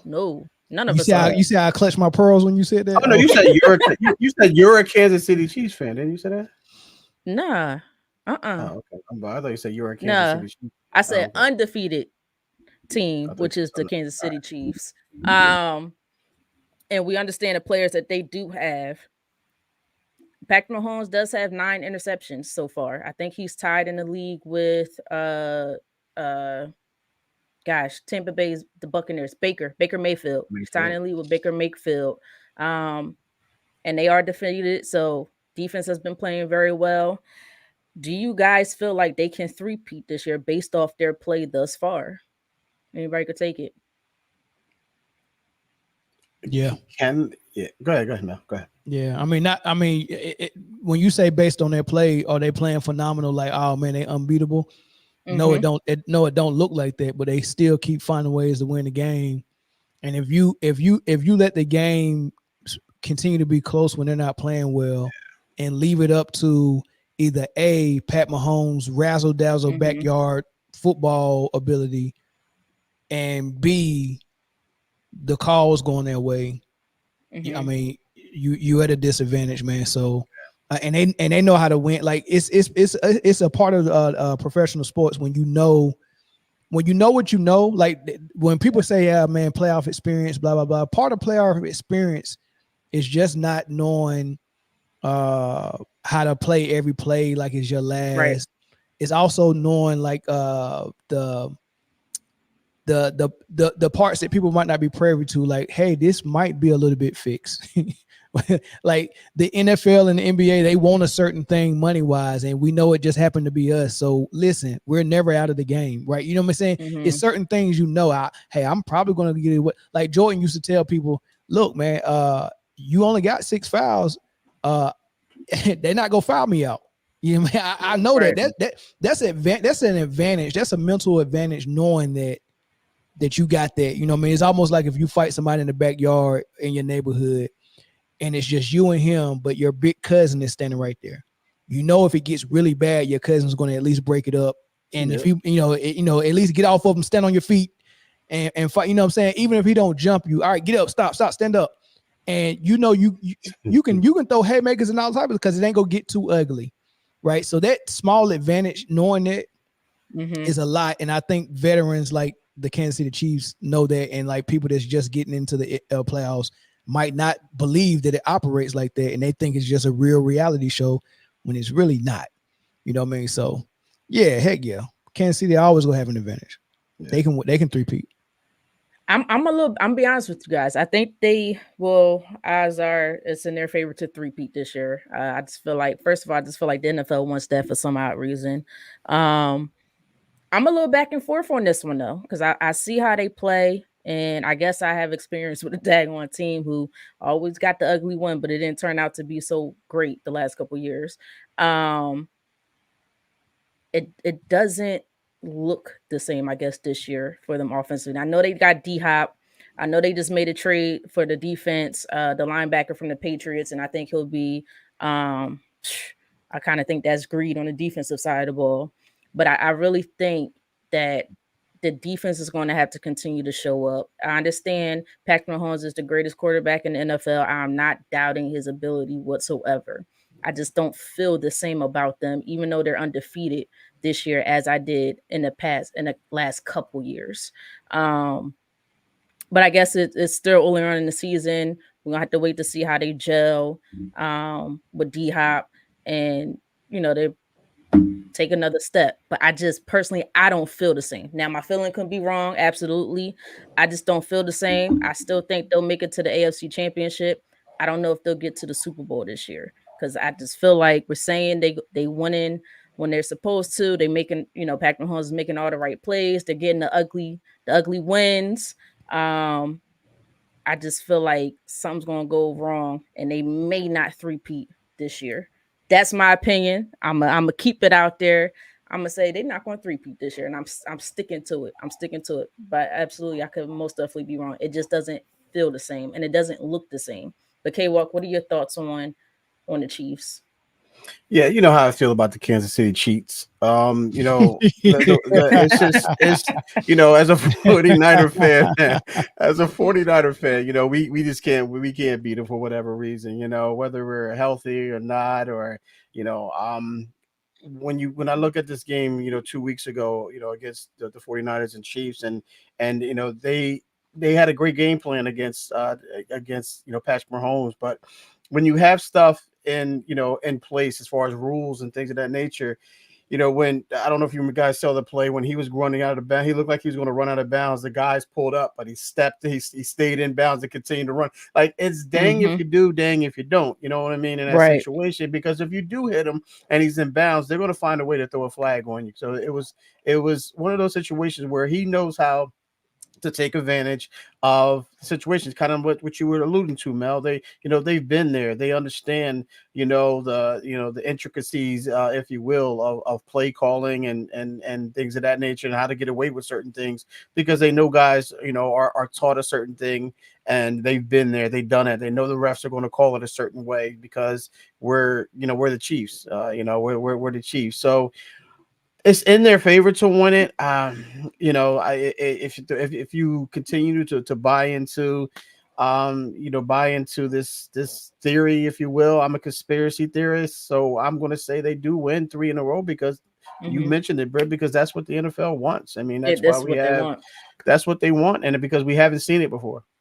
We haven't seen it Right. before, and they want to see someone, be bigger or better than if that's possible. If you believe in it, then TB12. They have a guy that can be bigger and better than TB12. So I can see it happening, and it's gonna. And unless someone just comes out and just do a dirty play, knock on wood, and knock Mahomes out of the game again, knock on wood. I don't want to see that. I'm not Mhm. advocating for that by any stretch. We're going to see it. We're going to see it happen to be without stretch because look what they did. D Hop, they got another. The league is also allowing them to do it as well. By why give up D Hop for I think it was a 6th round pick or whatever it was. Like It was just give nothing. him yeah, nothing It basically was, it and I was think it's nothing. ridiculous. Yeah, and it's just ridiculous. But nonetheless, I see them doing it. I mean, I do see them doing it, and it's going to be frustrating for whatever team that are facing in the Super Bowl. It really is. Yeah, Hopefully but I not. do think I hope that it is, if but I hope it's not at the same time. My Niners. I do think because if you look at the last couple Super Bowls, Patrick Mahomes doesn't is not usually not the better quarterback in those last couple Super Bowls. It's but it is the situational football. I need to make a play right here, which he does get it done, and it's that daggone defense. I don't know what the defensive coordinator, what they put in them drinks. They must got that Space Jam special juice drink when they was drinking all that, and all of a sudden they got real strong, fast, and powerful, and just did everything great. I Yeah. forgot what the drink was called, but that's what that defense has because that defense is ridiculous. And if you look at the games recently, as good as we want to say that offense was, they really to me been winning because of that daggone defense. They just make it's hard to score on this defense for some reason. So that's a good yeah. But like you said, K Walk, the NFL wants them to win. Until the next player comes along, let's see who they'll select. So Yeah, unspoken seriously. voices inside media said, I think the way to beat the Chiefs is putting some wood on Pat. Is that a pause That's moment? what Might I, be pause. The defense no, that's what coordinator, I'm the saying. defensive coordinator need you need use a player from the second team who do the dirty work. That's what I'm saying. Basically, he's saying what I'm saying. I'm not advocating for the violence and being dirty, but that's what it ultimately going to take. But again, I'm not advocating for that by any stretch. But Thank you you. saying what I was saying. Thank you. It was, it was Shay Mike's. J I think it was says Mike's special stuff. oh, Secret Mike stuff. special. Okay, secret stuff. Okay, Yeah. so Space Jam's special drink. Yeah, okay. John White said secret stuff. Yes, it was the secret stuff. That's exactly what it Yeah. was, and that's what it feels like. All right, let's move on. Couple more NFL games, and then I want Appreciate to you get to guys. the WNBA, and then we'll basically close it out from there. Cowboys, we gotta talk about your 49ers. K Walk, your 49ers. I know you were excited. The Cowboys Not excited, lost relieved. I to was more your relieved than anything. 49ers, relieved. So the Cowboys lost to the 49ers 24-30. I actually have a video on this game because it was Micah Parsons and Trayvon Diggs, and they had some comments that I want to get your thoughts on. It was kind of about the game, but it was overall about the state of the Cowboys and what is going on. So I'm gonna bring up the video now, and then just give me your thoughts on it. Always say to the critics who say that we're in a meltdown. Right now, I feel like this is the best. If you were telling me, we were down all these defensive players and a few offensive players, Yeah. and we'll only be down We would be leading at half and maybe lose a game by 6 to the San Francisco 49ers, and knowing that we're going to get those starters back, I say you're delusional, bro. If you, like I said, if you don't think me and D-Law, Bland, Yeah. anybody like that can Yeah. make a stop, make a play at any moment in that game, you're just outrageous. You're delusional. You're going to scheme differently. Yeah, You're going to we missing legitimately key pieces. Like a lot of it is messed up right now because it's just what we're working with. Like yeah. we're trying to make the best of it, you know. Like it's just messed up right now. We just gotta thug it out. And I feel like we doing a good job of trying to figure it out. And it's not like we playing scrubs. It's not like our schedule is easy. Like we playing some Yeah. tough teams, Playoff like really playoff tough contending teams. teams. And people don't Yeah, realize every week. also, like Kittle don't usually go out for routes when I'm playing. He's chipping, he's staying in. Like Yeah, people forget presence of players change game plans, change everything about what a team could potentially do. You know what I'm saying? So a couple third and fives might be exactly. different It's like calls. chess. It's like chess. Exactly. It's like chess. It's like chess. K-Walk, I'm gonna come to you first on what your thoughts on what they had to say, and they also mentioned your guy Kittle. What are your thoughts on the whole injury situation? Yeah, that's that right. That's all I can say, man. I can all like that D on his hat. I think that's the delusional aspect of it. And by the way, while he's doing while he's doing this podcast, he should be using this time for rehab, man. And that he brought his leg up on the thing, and it looked like his ankle looked like it's fine. I think it's his ankle, the reason why he's out. But going back to the game, he's saying these guys are out and these guys are out. These guys are out. What were the 49ers playing with? What were the 49ers playing with? They had, first round draft pick, a rookie there. They had two rookies in the backfield. They had a rookie in Garindo. They had Pearsall. They had so many rookies. Debo went down with the rib injury. And correct me if I'm wrong. The last time that they played Michael Parsons, Kittle had 3 touchdowns on you. Kittle had 3 touchdowns on you. Remember that? Look it up if you don't remember that. Last season, they had 3 touchdowns. He had 3 touchdowns on you. So, no, he may not have ran those particular routes because you weren't there. They would just ran a different route and beat you at the same time, whatever the case may be. But listen, using the excuse to that you're without certain players, you can't use that today. You can't use that today, especially when you're playing against the 49ers. If anybody, if you can use that excuse, which they're not going to, the 49ers are that team that can use it because they're without Juwan Jennings. They're without they're without Brandon Ayuk. They're without Christian Christian McCaffrey. McCaffrey, They're without Trevon Hargrave. Dre Greenlaw. All these guys played in Yep. the in the Super Bowl. So let's not use that excuse. Let's throw that out the window first and foremost. And to say, oh, we're not playing. We're not playing. What was the word that he used? We're not playing scrubs or whatever the word he used. I forget. I can't recall what word he used. Yeah, that's the NFL. No one are scrubs in this. I mean, you from an NFL standpoint, yeah, they're scrubs. But what do you say about the Detroit Lions when they beat the brakes off of you? This is why they're in the state that they are.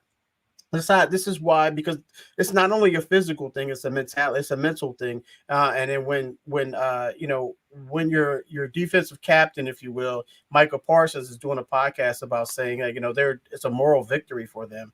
It's a moral victory because they were only down, they were up at halftime and they were without these guys. And, they only lost by 6. That's why you're in the situation that you're in because of thinking like that. So, take that D off your hat, man, because it's not, doesn't mean what you think it means. It doesn't stand for Dallas. It stands for delusional, Michael Parsons. Yeah, I think for me, I don't look. I like Michael Parsons. I've liked him, because he's from PA. He went to Penn State. Although I'm not a Penn State fan, I am an Ohio State fan. I still have a lot of respect for him, though. But let's be real. If you look at that first half of that game, to me, that defense looked better without Michael Parsons than with him in it. I don't care what anybody said. It's unfortunate things didn't work out the way they wanted to in the second half, but whether you have Michael Parsons and whoever else in the game or not, the 49ers to me is still the better team. So it didn't matter if you were there or not. To me, I had the 49ers winning regardless. I think without all your key pieces without the key pieces of Yeah, the get that throw out the 49ers, window. you're still a better team. They have the better coach. They have the better well, CD Lamb, he's up there. But No, he's the better. overall, Yeah, he was the they best have receiver on right, it. Yeah, he's the best receiver. You guys have the better tight end. Offensive line is better. Your quarterback played better. I don't know if you want to say he's better than Dak Prescott, might be absolutely. a little All too day, early every in day. his I'll tell you career. what. Tell So you that. there you go. But to me, I think overall, regardless, the 49ers are just a better team, even though you guys are also missing key pieces. And like you said, that's just an excuse. You can't use that You excuse can't. You can't. when every team in the NFL are missing some of their best players. Seriously. We just had breaking news earlier of Stephon Diggs going down, or we Yeah. had defensive players going down. So, and Michael Parsons needs to understand this. It's funny how earlier you got on Anthony Richardson for saying he was tired, but you coming out with excuses on why your team loses left and right. No, just take accountability and move on. We lost. We have to play better. We'll do better next time. And I understand, yes, teams do play your team differently when your star players aren't there. But you also have to make the adjustment as well. There's a reason why they say, like you said earlier, next man up. That's So all it is. uh, the Cowboy players, which is unfortunate. I think that's part of the reason why they just aren't that great. And they could be so much better is they are filled with excuses. And I think their coaching staff and their front office allowed them to be filled with excuses because let's be for real, they'll come up with a lot of same excuses. Um, and something needs to change. I hope it doesn't And change, to be honest with you, because I'm an right, but Eagle. you and I both. You and I both. And Britt, let me ask you this question because who do they really have that's not playing other than Michael Parsons? I think they said Hmm. someone else, but who do they really have that's of significance? A big name guy that they're missing. They seem like they just sound like it's two guys and that's it. Where they don't really make that much of a difference because even when those guys were in, they were still getting beat. They were still getting They ran over. They give up over. ran over right through. Yeah, and everyone knows it. That's the blueprint. Brock Purdy had what 56 yards rushing. The entire Cowboys team had 56 yards rushing. They're not missing. They're not missing a starting running back. Well, I think what's his name is a starting running back. I think he was out, but nonetheless, they weren't running the ball all of Hmm. that effectively, and they definitely weren't stopping the run effectively either. So they don't have any guys that they can honestly say that are missing that would make a huge difference in that outcome of the game. Now if you want to add your guys, you want to be fully healthy, and then you want to throw one of the 49ers and be equally healthy, then the outcome might be tremendously different, to be Right. perfectly honest with Yeah, but I just think something has to change in Dallas, Fort Worth. They don't even play in Dallas. They play in Fort Worth, Texas. Get out of here with that. I'm you. talking I thought it about was crap. I Arlington. am. All right. Nope. I've been there. It's Fort Worth. I ain't gonna lie. It's a Oh, nice that's the old stadium. school. It's a That's the nice old one. area. That's the old one. So I went to the Yeah. old one. Jerry Jones All got it right. nice down there. I'm not going in front. But no. Mm-mm. Mel, I think I you got I don't know if you have to go. Or if you got some thoughts on Dallas real quick. That clip, I kind of said something about it earlier, man. I do not like podcasts from players that currently playing, especially in during the season, right? I Mm-hmm. probably could tolerate it if you did most of your recording in the off season. I could tolerate it a little bit more, but if I'm like an owner, I want in the contracts that none of my players have podcasts, man. So that's what bothered me the most about it. Just the fact that you on there talking about like what just happened in the game with the 49ers and like I said, man, like bulletin board material is a real thing. It's just stupid, man. Like I don't understand like people are trained in not to say anything in the media before a matchup to give them something to actually play for, right? Right. So when they ask those questions, like, what you think about X, Y, and Z? Oh man, all compliments, man. Tom Brady will always say, "Oh, Peyton Manning is one of the greatest quarterbacks in the league," and he's all these nice things they say because you don't want to give them extra motivation. But all the Mm-hmm. while, in the back of Tom Brady's head, he's thinking, I'm better than Peyton Manning. I'm about to show it tonight. I'm about to show it Right. tomorrow. Right. But they're not doing it no more. These guys are going on their podcast and doing way Complaining. too much, talking about the games prior to or after. Mhm. It's just not smart at all. And plus they even, they, I mean, I got to say this before I say this. Black Lives Matter, but they even sound stupid when they talk. Like if that's the linebacker I got to deal with tomorrow, after I hear him talk, oh, he's dumb. Let's do all types of misdirection plays for his. Like I don't think to do. It's man, bro, shut up. Just stop the podcast. Stop it. For what? Right. You can make like most people get into podcasting because it can become more than a hobby and you can actually get some income from it. That's cool. But if your main income is football or basketball and you're already millionaires, what's the point? That's why. Why it had to be you talking? Why you couldn't start the podcast and give it to someone to make some money off of it, and every now and then you become a guest appearance on it. It can still be yours. Right. You can still own it. And guess what? I'm on it every now and then, especially during the off season. They can do an interview with me, but me just come on here just giving my personal opinion about players and teams and all that stuff is tacky. It's not tactful. It's borderline stupid, honestly, man. And if you really think about it, the NBA teams that win, like Boston, Dallas got to the finals, SGA and OKC, they went far. Like when you look at these teams, nobody has a player on there that has a podcast. But when you look at the Clippers with Paul George and Pat Beverly on whatever team he was on, Philly, whatever he was at, like he's with Israel. The Warriors and Draymond Green, like those dudes, like it's not a coincidence, man. Like the teams that are majorly focused are majorly focused. That's my thoughts. Nah, I'm with you. I'm with you. I don't understand the whole podcast situation with current players, especially when you just find an excuse every time you talk. It just sounds like you have an excuse, and it's annoying. And you complaining about something, or you're just doing it because you want to fight with what other podcasts had to say about you, or with what ESPN or some of the major TV platforms had to say about you. It's like, just play ball. Focus on playing ball. I'm not saying don't use your platform to elevate certain, certain important topics or anything like that. But right now, just focus on playing your sport, build some businesses, and then once you retire, then come and do your podcast. But I agree, you don't need it. You don't need it. Just doing it just to talk back to us or respond to the fan base or whoever else. And it's annoying as hell. It really is annoying. But K-Walk, any thoughts on that? Nah, I gave my thoughts and opinions on that. It just sounds like, that, there's two guys sitting, on a bus on the way back from a loss, or sitting, at the cafeteria when you're in high school, or sitting, or after a game on a Monday talking about, why they lost or how they lost, and, what they're going to look like in the future, and why people are saying the things that they're saying about them. And when you hear stuff like that, and, you just hear that, they really don't have an idea of how to get it right. That's just my opinion on that. Yeah, and I'll say this.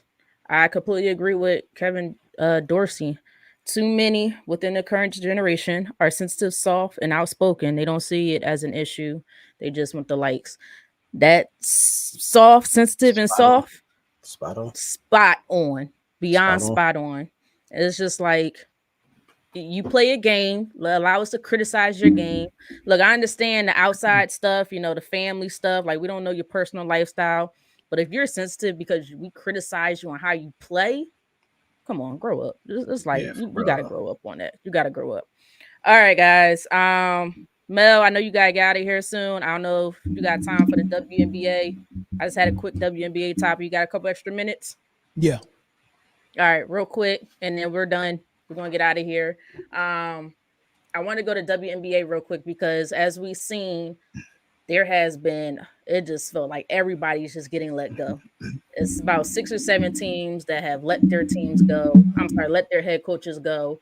And some are I'm surprised at, like the Indiana Fever, who did pretty well in the playoffs, or Chicago Sky, Teresa Witherspoon, they basically gutted her team, and only gave her 1 year to show something, and they just let her go. Now I could be a little biased because Teaspoon's my girl. Um, Likewise. a couple other teams, maybe Dallas Wings. I think no, they missed the playoffs. I'm sorry. Did they miss the playoffs? I think they did miss the playoffs. Mm-hmm. But it was a couple teams in there that did make the playoffs and got the X. What do you think the heck is going on? Is it why are all of a sudden these teams are having these mass firings? Everybody's just getting rid of their head coach. Any thoughts on that? Mel, I'm gonna come to you first, real quick. Yeah, I think it's three different reasons why coaches are letting go. It's like the lower tier, like you said, those teams that didn't make the playoff. That's a real basketball decision. Like you sucked, right? And we got to find a better coach. And then some of it is the NBA is changing. The WNBA is changing. The landscape is changing, and um, they're trying they're trying to get a new style of play to match all this new attention they're getting.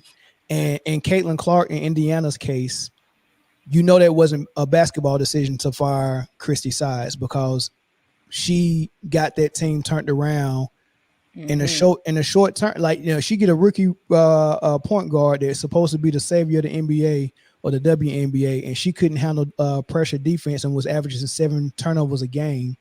Right. And she had to figure out and think and coach her way around that and turned it into something by the All-Star break.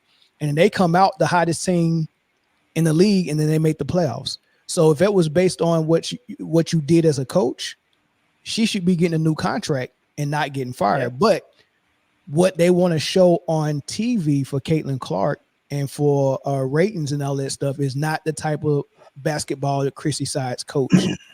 So what I think is going to happen is they're going to bring in someone that's going to allow Caitlin to play the style of offense that she played at Iowa, where she's just doing everything and just taking shots and threes and just exciting basketball. And that coach is going to be okay with that.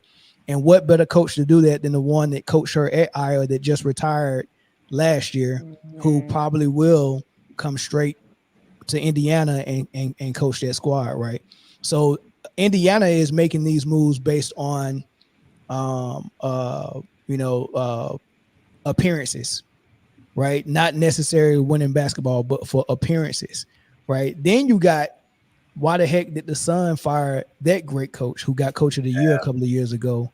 That just don't make sense to me. And it's same thing with Teaspoon and all that stuff.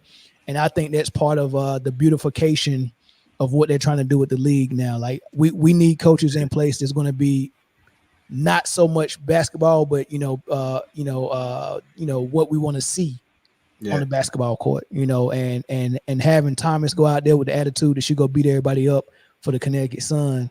Yeah, we don't need that. Let's soften this up a little bit. Like we're going in a different direction, and all these dinosaurs got to go.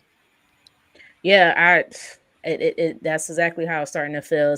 It feels like they're trying to go that NBA route where it's going to be more offense than anything and less defense. And to me, that's what a lot of people, real true basketball savants, fell in love with the WNBA because they had that gritty about them, that they played hard, they played defense, something that, at least us here, complaining about the NBA a lot. We feel like it's too soft, it's too much.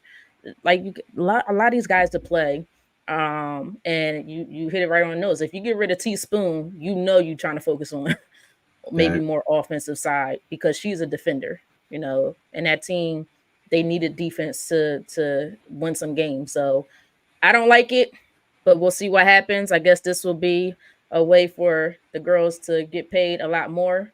I guess I feel like it didn't have to go that way. Could have did it a different way. But K-Walk, any thoughts? Yeah, I'll keep it brief. I know we're pressed for time. Yeah, I agree with everything you both of you guys said. It's just it's one of those things where everyone's always thinking that if you I say this about each and every team organization regardless of what the sport is just, you just think that if you just shake a tree, a championship coach is just going to fall out of it. And it's just not the case. And we Nope. kind of touched on it, and Mel touched on it about the NFL. We talked about the Shanahans and, the McVays and the Reeds, as far as guys that are, you see that are always there, in the mix of things as far as being, consistent, as far as being to the championship, getting to the championship. And with these, I don't know what's going on with this. We've seen 7, and there's 12 teams, or how many teams there are, 15, and almost half of these teams are changing. And I get it. They want to be, they want to be the Liberty, they want to be the Aces, they want to be the Lynxes. I get that, but what they have to do is they have to understand the process and believe in that process. And if you start with a coach, you should, at least give them 4 to 5 years, man. Give them legitimate. If that's what the contract is, allow them to fulfill that contract, because you never know what's going to happen. You never know what's going to fall, what free agent you can get, what draft pick you can get, what trades you can make. Just be consistent, understand, and trust the process, if you will, in the long term. Absolutely. So we're going to see what happens. I'm interested to see who these teams are going to hire as their head coaches. I'm still pissed off about the teaspoon one. But that's on me, I guess, because they don't give a damn. They don't care. But right. So, but that's it, y'all. I think real quick, somebody just asked a question off topic. What did y'all mention anything about your thoughts about the D Wade statue? Like, that was the ugliest sucker I've ever seen. That's a bad looking statue. I'm sorry. I don't care what nobody says. Yeah. But once you get past it being ugly, and it not looking like D Wade, then it's still D Wade. It's still his likeness, and he still got a statue in front of him. I mean, that's dope. You know what I mean? So it's dope, man. But I got I got good laughs off of it. I got all the laughs I could stand. But at the end of the day, it's dope. I'm a Heat fan. I watched the game last night, and I watched the halftime show, and he said that he puts so many different things involved, so many different emotions. It's not just his face. It's just like so many different emotions and so many different events that went into that. So I guess you have to look at it from the standpoint of that's the way the artist sees it, and he had a big hand in that as far as designing that. So he had approval. He signed off on it, ladies and gentlemen. And if you go to watch the halftime show last night of the game between them and the Pistons, he'll explain exactly why it looks the way it does. His ex-wife's last. No, but you guys are right. Mel, you're right. It is nice to get a trophy regardless of how it looks in your honor, based off how you performed on the court. And for them to honor you in that way, that is a blessing, regardless of how ugly that statue looked. That's the way the artist sees it. You can't disrespect it'll always that. be there. Well, that artist needs to see it in a different way. But anyway, the artist is the way Wade. Dang. Well, that's why he plays basketball and not art.